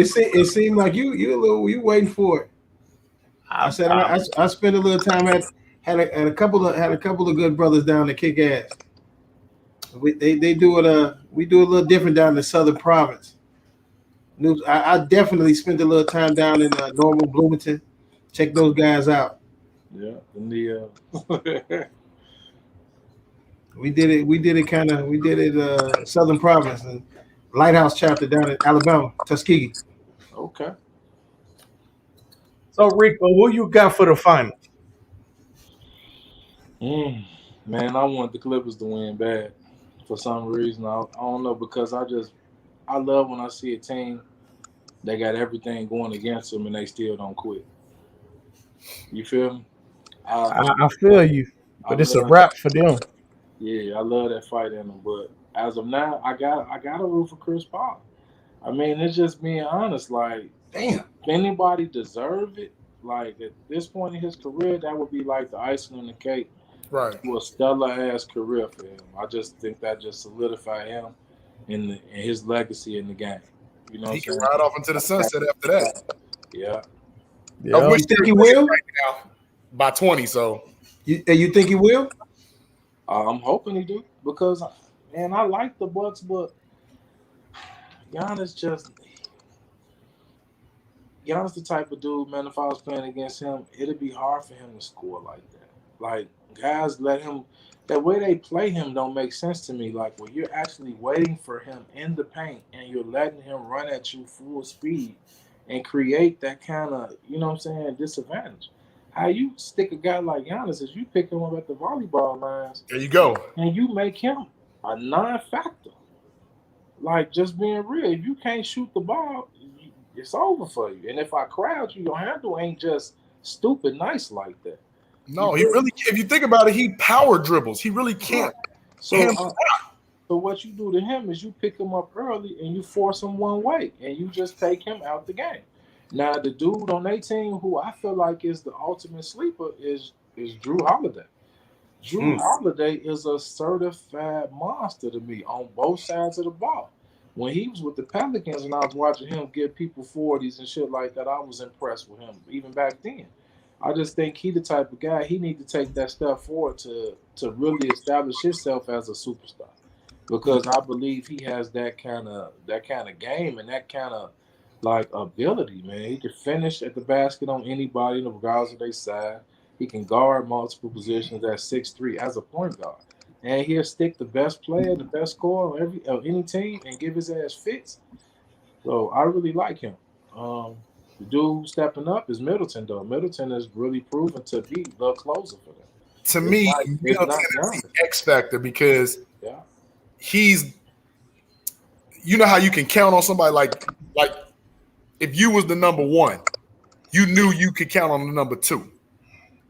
To me, Middleton should really be the one, and Giannis should be the two. I know that might be looking blasphemous to some people. Man, that's the truth. But basketball, we talking basketball. Right. Middleton should be the one, and Giannis really should be the two. Until Giannis can make jump shots consistently and make free throws, he can't be a number one option. He's a liability. And you see, we talking basketball. Some people are talking fandom.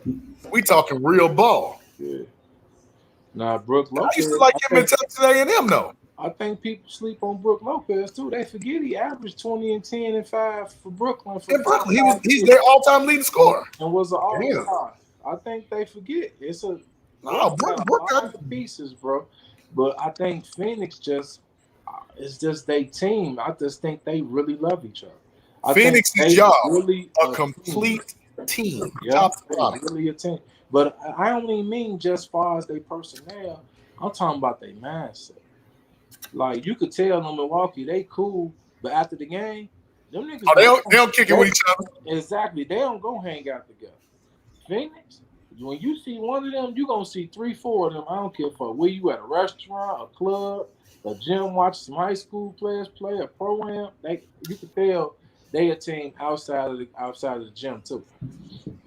So let me ask you, because I was having a conversation with somebody just talking, kicking the bubbles about ball. I said, you got to look at what they did last year in the bubble, the 8 wins. Devin Booker is a solidified all-star, trending towards superstar. But to me, the 2 biggest acquisitions, one was Jay Crowder for me. Yeah. And 2 was getting Cam Johnson, because remember, in North Carolina, he was like the best shooter in the draft. Like, you can never have enough of those type of guys. But he proved to be, do what they do. You got to have some solid role players. Yeah, but he's proven to be more than a shooter. He a great slasher. He know how to read the floor. His basketball IQ is off. Absolutely, and he can defend. He the only him and Miles Bridges like the only 2 like off ball players that cut off the ball, like for real, like cut the score. They don't just cut through to cut. Right, they don't just cut to run the set. Yeah. And for a young player, that's big because most young players don't really get that. They can't wait for the ball to come to them. You know what I mean? But also playing with a guy like Chris Paul too changes that, because if you cut, you're gonna get it. That makes you a willing cutter too. That makes you want to do other things that on another team you won't necessarily do, because it's like wasted energy. And you learn the game on the fly so effortlessly, in my opinion. Because he gonna put one thing he gonna put you in the right position. Yeah. All you gotta do is just listen. And when you fuck up, he gonna get in your face. He ain't give a fuck. You 7 feet, 300 pounds, it don't matter. Right. You gonna let your ass, man, you get your big ass down there, nigga, when I come. You know what I'm saying? Shit, you get your ass over there and do what you need to do. For real. Like how he did with Aiden. Aiden he told him, Chris challenged him. He the only one that came to him like, I know you in your second year, whatever, man, but I need you to be this. You can be this. And Andre looking around like, what you mean? I average like 10 points. No, nigga, you should average 20 and 10, period. That's period. 20 and 10 and at least 4 or 5 blocks, man. I need you to start whooping shit.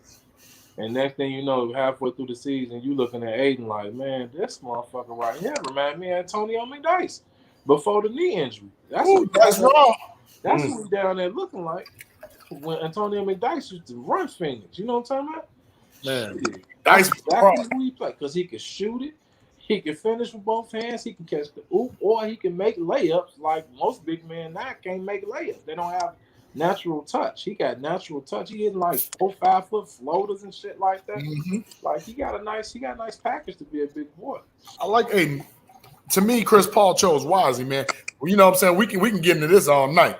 I know you got your little ones tapping on the door and everything. We got to roll to another segment. Are we doing the shower report tonight, T? No shower report tonight. Also, see, You thought you was gonna catch me. It wasn't no shy this weekend, no new shy. See? Nope. Nope. See how you do me? I was paying attention.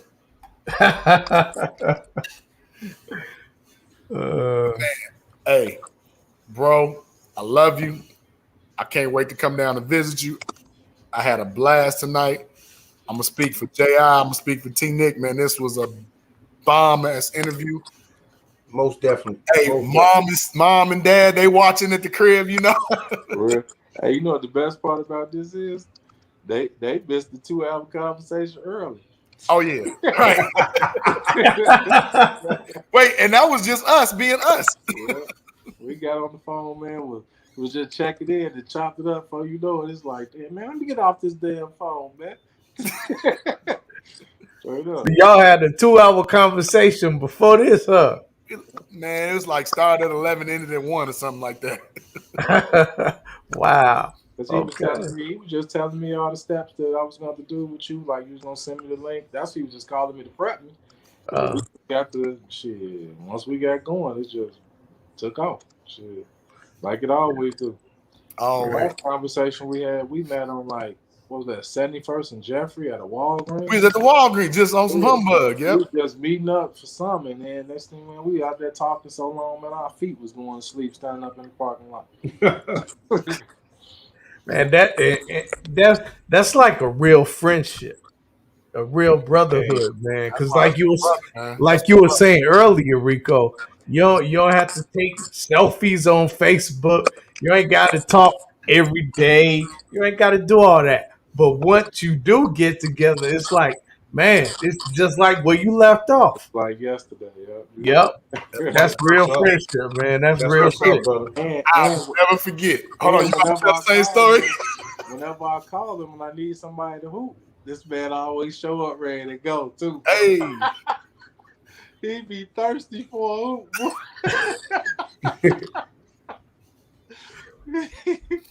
He go ready to go. Hey, we get that 40 and over league going. I'm in. That's the last time I called him. We was at what was that at University of Chicago? Yep. The hoop. Yep.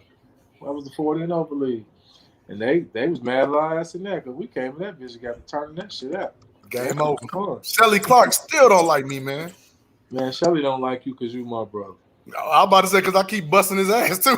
Man, and I ain't gonna lie, you know I've been terrorizing that boy for years. For real, he a bully, but he can't bully me. Shit, we have fun. But I ain't gonna lie, he one of the first guys who, like, when I first started coming to hoops and Tim Grosvenor, he was there because he went to some league that summer with Jordan to the Wizards. Him, Mike, what's that boy named? Mike with the goggles. You know what I'm talking about, like 6'5". What was his last name? Michael Ruffin? He went to UIC. The dude I'm talking about. Him and the Lampley bro, Lee Lampley from Lee from CBS. Yeah, Lee Lampley, but there was another dude. I'm talking about them three all went to camp with Mike that summer with the Wizards. His name, I think it ain't Mike Smith, I think it's Mike something. But he was like a 6'5", light-skinned dude, had game remind you like a Donnie Boyce type cat. Yeah. He was decent though.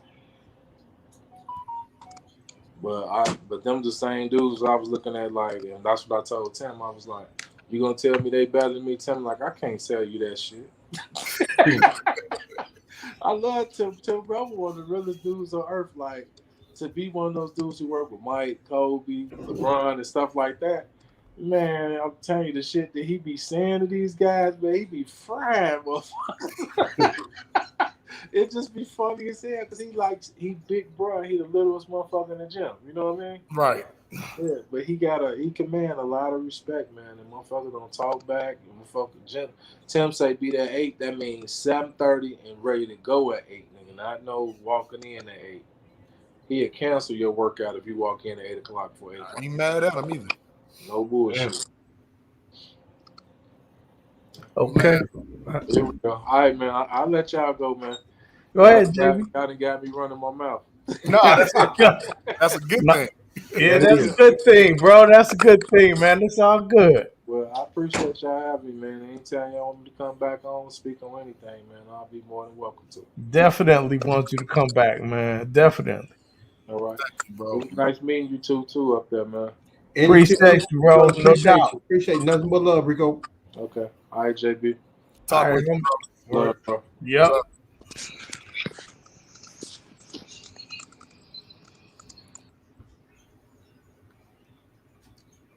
Yes, sir. Man, another one in the books, bro. Another one. Oh man, great. T My Nick man, tried to Rico jam got you us. up. Huh? T Nick tried to jam you up. Wasn't no shot this week. No, it wasn't. No, that's why I can't. You see, that's why I got out in front of it, like, because I looked to, like, I promised him I was gonna watch it, and I'm like, hold on, man, ain't no shot. He set me up. Oh How man. about some tune in next week, man? Man, but Rico been through it, hadn't he? He lived like a grown man's life Yeah. as a young dude. Absolutely, and that just shows the perseverance through the struggle to get a positive outcome. You can't never give up, man. Can't never give up. Right? That's what's up. Most definitely. And he had this confidence, like, man, look, I don't care how tall you is, I'll bust your ass. He Hey, just the had energy is that off the chain, confidence, brother. The man. energy is I off the witnessed chain. a lot of that in person. Like, damn. Like, I don't give a fuck. You know, if you 7 feet, I'm gonna bust your ass. I'll put this thing on your head. Yep. So, Yep. And like yeah, I said, I'm gonna give any shout out to anybody out there playing basketball. If you got that love, that passion, just to get drafted alone is an It's an achievement. honor, an achievement. Yeah. To be on 2 NBA teams, summer league and beyond, is an achievement. To get Yep. paid overseas is an achievement. You know what I'm saying? So y'all youngins that got y'all dreams, don't never give up. never, man, never. So, yeah, that was a great conversation with Rico. But what is this? What is this madness I hear about trading up for Pat Bev? Y'all heard that? Who gonna trade up? The Bulls. The Bulls trading up for Pat Bev. First of all, how you gonna trade up for Pat Bev? They have a second round pick this year. They don't have a first round pick. I don't know how. I'm not even with it. I think that would be stupid. I don't want Pat Bev. Hey, listen up, man. If the Bulls are willing to trade their second round pick for Patrick Beverly to the Clippers, then you know it's time for AK to go all.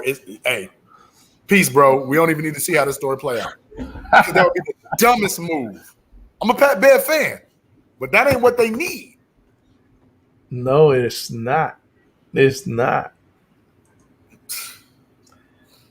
They need a player that can either complement or actually be a better option than Zach. Not saying Zach is not a good option. I just don't quite think he's the number one option. Zach is a good number one. No, I'm sorry. Zach is a great number one if you have a good number two. And I'm sorry, Laurie Markkinen is not a good number two. No, he's not. No, he's not. He got to go. Which technically is a one. But like we discussed before, the way Billy Donovan runs his system, Vucevic has to touch the ball. Zach is going to suffer. Like we talked about, as soon as it happened, you see it. But if you get a solid PG that's defensive-minded, can pass the ball, and can score when needed, the Bulls will be okay, man. I ain't saying they need Kyrie Irving or nothing like that. That's too much. But like I said, hey, you get Alonzo Ball, you get a Kyle Lowry. You know what I'm saying? You get somebody of that ilk. Hell, you get a Reggie Jackson. You see what Reggie Jackson was doing with the Clippers. You get a Reggie Jackson. Hey, you get a Reggie Jackson with Zach and Boots. Hey, we cooking with grease, boy. We cooking with, man. We got something moving. Does Reggie Jackson become that number one option though? With that team, he doesn't have to, because similar to what you see with Paul George and Kawhi, All Reggie got to do is facilitate the offense and hit a timely three and drive to the bucket when everybody else gets bottled up. Reggie Jackson's job on the Clippers was very easy. He had 9 20-point games. This playoffs, he didn't have 9 20-point games in the whole season. Because remember, they was trying to push Rondo when Rondo got that trade. But you notice, Reggie Jackson played a hell of a lot more than Rondo did in these playoffs. You needed Reggie Jackson. Reggie Jackson going to the Bulls with Zach and Vooch. Now we talking playoffs. Anything less than that? Playoffs? Come on. Jim Mora, man, I didn't know you were so black. Hey, man, before we continue, Moore's Beer, our new sponsor. All right. They have a commercial, and well, let's take a break and watch it.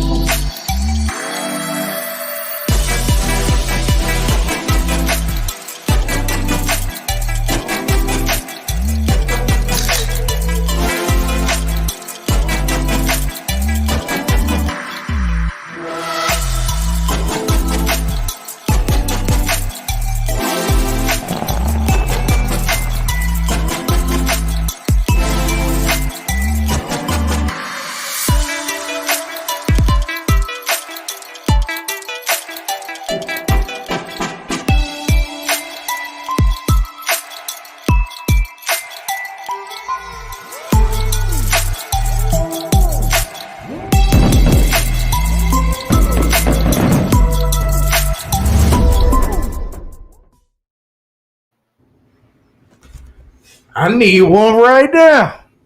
Yeah.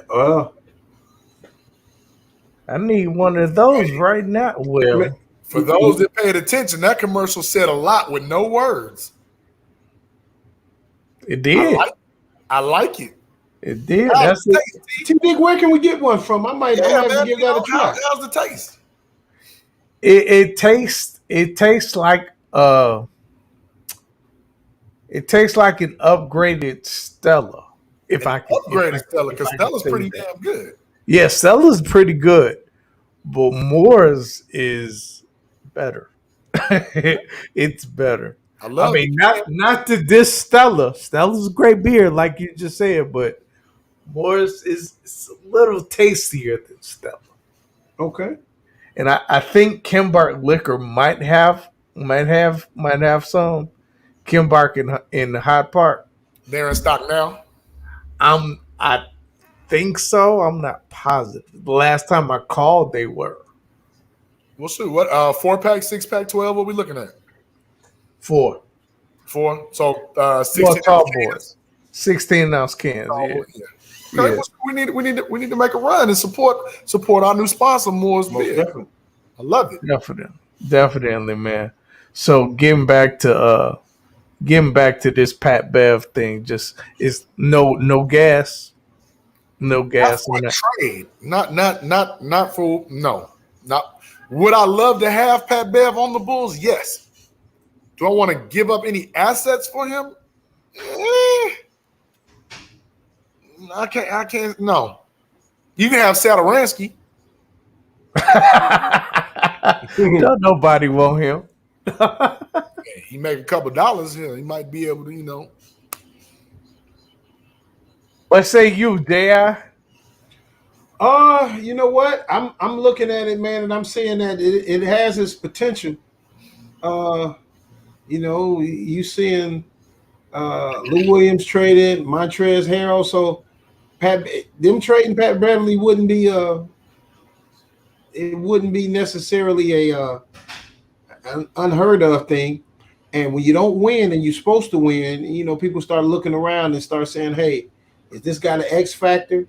And if he's not, he might be an ex-Clipper. So I don't know if that's what we need. I like him, like the energy. But listen to what you just said. he may not be an X factor, but he may be an X Clipper. Mhm. Let's not forget, Pat Bev wasn't even starting. He wasn't even really playing. He had multiple DNPs, but when they played Phoenix, he was the only one that got up with D Book's glamour. So there is a need for Pat Beverly. But to trade for him, that's the key. If he's an asset that we can acquire, absolutely. But I don't want to give up an asset or two for him. Let me ask a question. You know what? I'm not the biggest Pat Beverly fan. I like his hustle though. He reminds me. I mean, he reminds me of that type of a scrappy guy. Where did he play his college ball? If you remember, if you know. Alabama. No, Arkansas. I'm sorry, Arkansas. Arkansas. You know what? That would explain it. Arkansas has a history of I remember, what is it? Was it 40 Minutes of Hell, Nolan Richardson. 4 Minutes of Hell with Nolan Richardson. With what is it? Who was it? Scotty Thurman. Thurman. Todd Day. Corliss Williamson. What's my man name? Corey Beck. No, he got a Alex Dillard used to pull from the Warthog. Yeah. It's not the Warthog. Yeah. Alex man, boys. Scotty Thurman can shoot the lights out of the gym, man. He could. Todd Day. Key. And they had a guy from Chicago that played, and he was I want to say he was, I don't know if he's second year, maybe first team All SEC. Went to Bowen too, by the way. His name is Robert Shepard.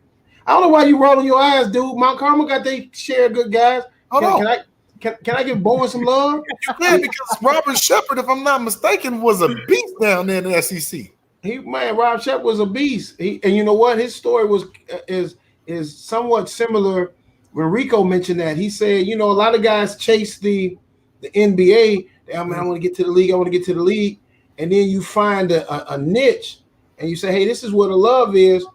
And he played ball overseas. He's still coaching overseas now. I wonder what happened, because he was like second team all SEC. Yeah, he gave Arkansas player of the year. Like Robert Shepard had some game, bro. Yeah, he gave those guys fits. He got I want to say Todd Day got into some type of issue or something happened, and then that's when he got into the rotation big time with no. Remember, that's like 91, 92, 93 season. Not 92, 93. Yeah.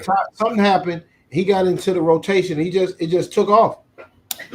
So that kind of he played with Detroit, I want to say, for a season, maybe half a season, and then spent most of his time in I want to say Germany. I think that's where he still is now.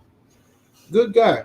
Definitely a good guy. And he had that, and they changed him from a scorer in high school to a defensive stopper in college. Because you got Todd Day, Scotty Thurman, you got these big guys down there. Todd Day was a problem in college. Man, you got these long guys. You need somebody to come in and play a different role. So he turned into a defensive stopper, and that was his thing. So that harassing defense, Bev is keeping the Arkansas legacy alive with that. Absolutely, because remember, Pat Bev was 26, 27, 28 points a game in high school. Pat Bev can shoot the rock. What high school did he go to? Oh, now you got Beverly. Yeah, I want to say Pat Bev went to went to Marshall. I'm pretty sure it was at Marshall or Westinghouse. I know it was out west. Yes, it was Marshall. Pat Beverly was at Marshall.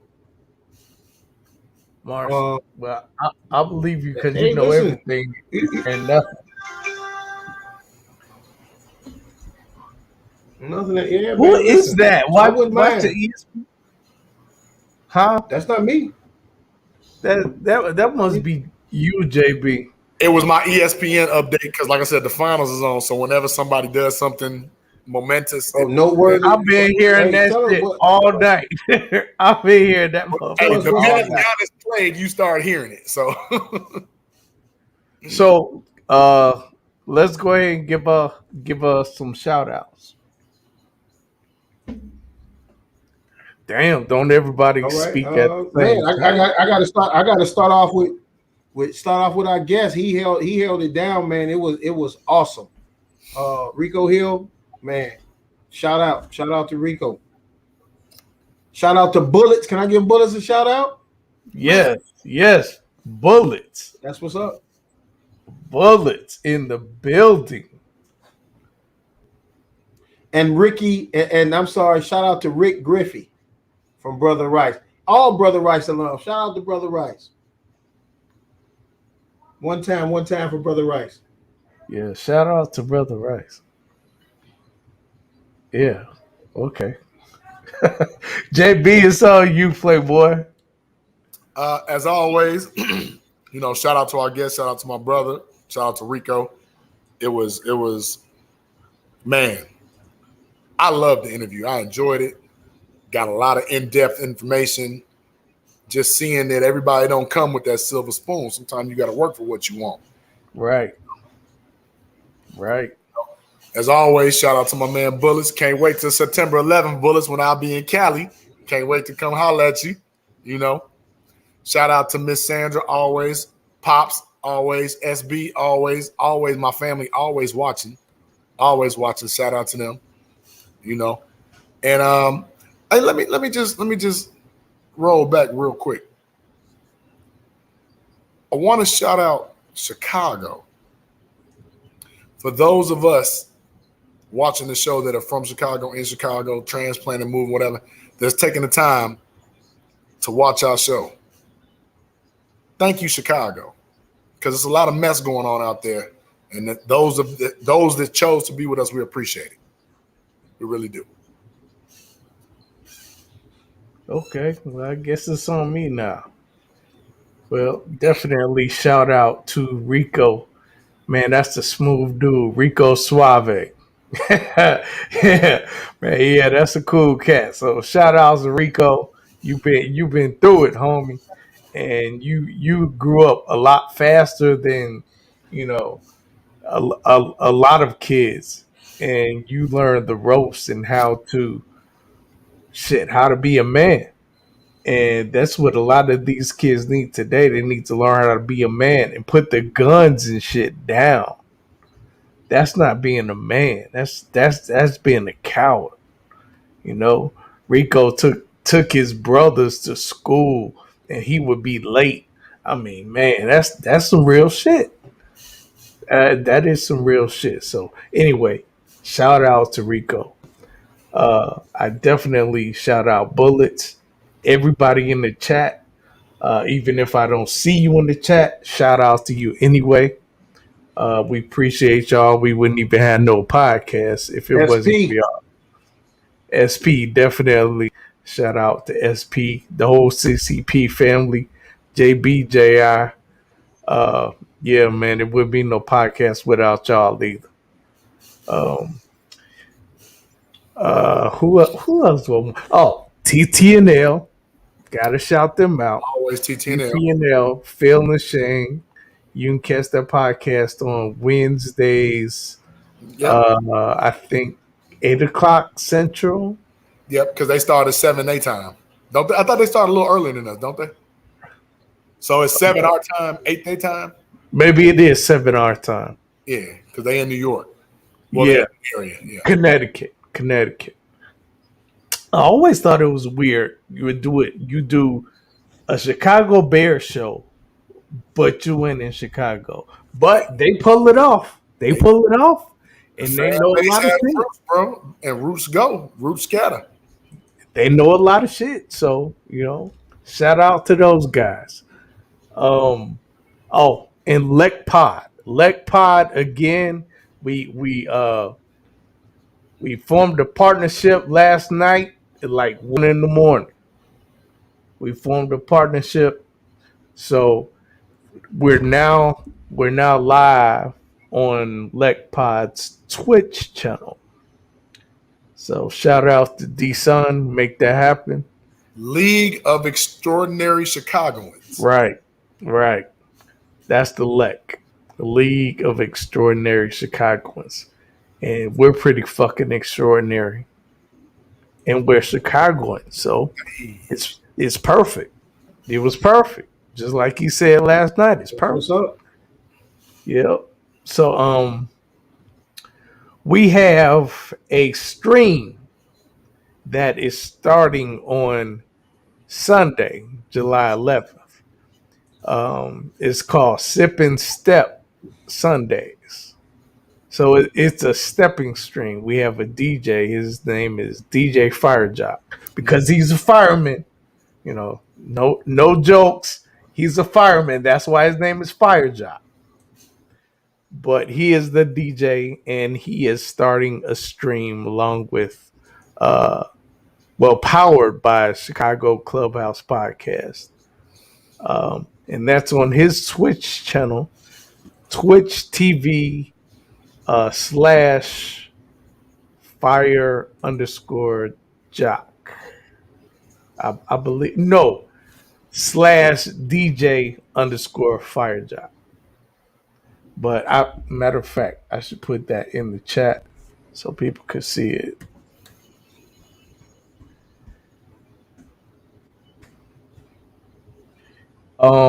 Let's see, what else do I have next week? Don Gilmore, former tight end for the Chicago Bears. Yeah, we about to get back on this Bears kick for a second. So yeah, John Gilmore, tight end. He was more of a kind of like a utility guy, more so than like a Greg Olson or something. You know, John Gilmore used to put motherfuckers on their butt, though. I'm about to say, wasn't he more of a blocking tight end? Yeah. 5-6 touchdowns, but he had He used to put people on their ass. So he was like maybe not the complete opposite, but like almost opposite from like a Greg Olson or a Jimmy Graham or something like that. You know, where those guys command the ball or demand the ball. John Gilmore, he had hands, he could catch the ball, but his specialty was putting you on your ass. Extension of that line. Yeah, pretty much. Oh, damn, T. Hey, shout out to Tilly's, man. Oh, how could I forget Tilly's? How could I? Man, I'm sorry. Shout out to Tilly's, definitely. Matter of fact, I think I want to go out to Tilly's this weekend. The grits and the fried fish. Oh my God. Woo! Best thing outside of New Orleans. I promise you. I promise. The best fish and grits outside of New Orleans. I'm not playing. Meet me there. All I'm going to say is this. The secret to my salmon is the rosemary and the butter sauce. What? Look it up. Wait, who said that? Because I know it ain't you, because you don't make no salmon. Oh, shit. You don't cook no salmon, man. Get your ass out. Mama, you want to tell him? I know you do fire up that grill, though. I know you do that. What you think the salmon is on? Oh, okay. All right. Well, make sure I get a. When's the next time you grilling? I'm coming. When the next time we putting something together so we can do it? Shit. We need all hands on deck for this one. We gonna make that happen there. We gonna make that happen because I can use some of that salmon, boy. Deal. We'll talk offline. I got something in mind. Oh, okay. I bet. So, in my last shout out to Lisette, who's always watching or at least has it on. She may not necessarily be watching, but she told me that I always have at least one viewer. So shout out to her. And I think that's pretty much it, man. That's pretty much it. That's pretty much the pod. The Shy report. I'm not sure if that's even gonna come back. I'm not even sure if the Shy report is coming back. Don't you have an episode next week? There is, but I don't know if it's if it's a popular segment. What y'all think? I love it. You love the segment? Love it. Okay. I got a love-hate relationship. The segment is part of my love side. See? JB, what you think about it? I mean, I was all ready to watch the show because I told you I was going to do it. I'm a man of my word, but I Okay, got caught with some well, foolishness. there it is then. Look, no shy, no 90 day. This was a bad weekend, man. Oh God, 90 day. Hey, so then I guess the shy segment is back on there. If y'all Yeah, two say you with it, okay, it's back I'm on. with So it. I'll give Erica a call. Next week, back to the CFan said, keep it. That's Keep because it. Good. she is a shy head. She knows all the shy, everything. She going to help write the next season. And Sounds about Lisette, right. she's a 90-day head. She's a 90-day head and a shy. Hey, 90 day. I knew I liked you, Lisette. Yeah, she loves 90 Day, and I ain't gonna lie, I watch it with her. Just like we were talking about it. What the last week? We were Sometimes you need talking about Caesar you and need a back. what's the black lady's name? Yolanda. Yolanda, who got hit over the head by Williams. Williams. Williams. Right, Williams. But yeah, so yeah, it's always fun watching 90 Day with her, but watching the Shy too. Bullet said, "Love the Shy report." So okay, I guess we keeping it. We keeping it. I know Lisette said she didn't like it. Just ask. Wait, who said that? Lisette, Oh, she didn't. Oh, see, that's something you need to talk about offline. she she didn't like the Shy report. Conference us in. Well, I But mean, I will say this for compelling banter and television. You said it's about 2 to 3 more episodes left, which will be the culmination of this season, right? So within the next 2 to 3 episodes, we expect to see Mr. T. All Nick. right. well, watch the next episode. You might see it. You might see me. Not guaranteeing anything. I'm not positive, but I think the next episode you're gonna see me. I told you, and you know me, I'm a man of my word. And if I say I'm gonna do something, I'm gonna do it. So I'll be waiting Sunday night on Showtime. See? Yep. Yeah, I'll probably be on. Oh, I don't have no speaking role, man. I don't have a speaking role. I'm like J.I.'s boy. I'm just on there. You're just in the crowd. I'm just on there. But this time, no, it's a little more than I'm just on there. Shout out to Kevin Morrow. Shout out. You gonna put him on blast? Yeah, shout out to Kevin Morrow. Shout out to him. I mean to dish you like that, but we the same thing. We the same thing. Yeah, we're the same. Okay. Until you get a couple of more recurring roles in the shop, we can interview you. Y'all don't want to. That would be a boring ass interview. Nah, no such stuff short. No pun intended. Oh shit. Okay, well, I need to get another water bottle and take my ass home and get into bed. I'm tired, man. From this shot. I believe it's this shot, man. It is. Makes me feel groggy. I was Hey. dragging trying to get through work today. You're going to have some of the best sleep you've had in many years.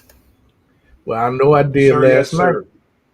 Lisette even told me, "Dad, you were knocked out." Yeah, I was knocked the fuck out, man. So, Because even though I was out of it, man, I slept great. Okay. I snore, so I have to have that machine around my head. Oh, CPAP. Yeah, so I never get like really, really good sleep unless I don't have that thing on my head. Mm-hmm. And Lisette hates when I don't have that thing on my head Because you because I can keep her up all night. I'm like a fucking wildcat. I'm like a there's wildcat. alternative methods to the machine, man. You just gotta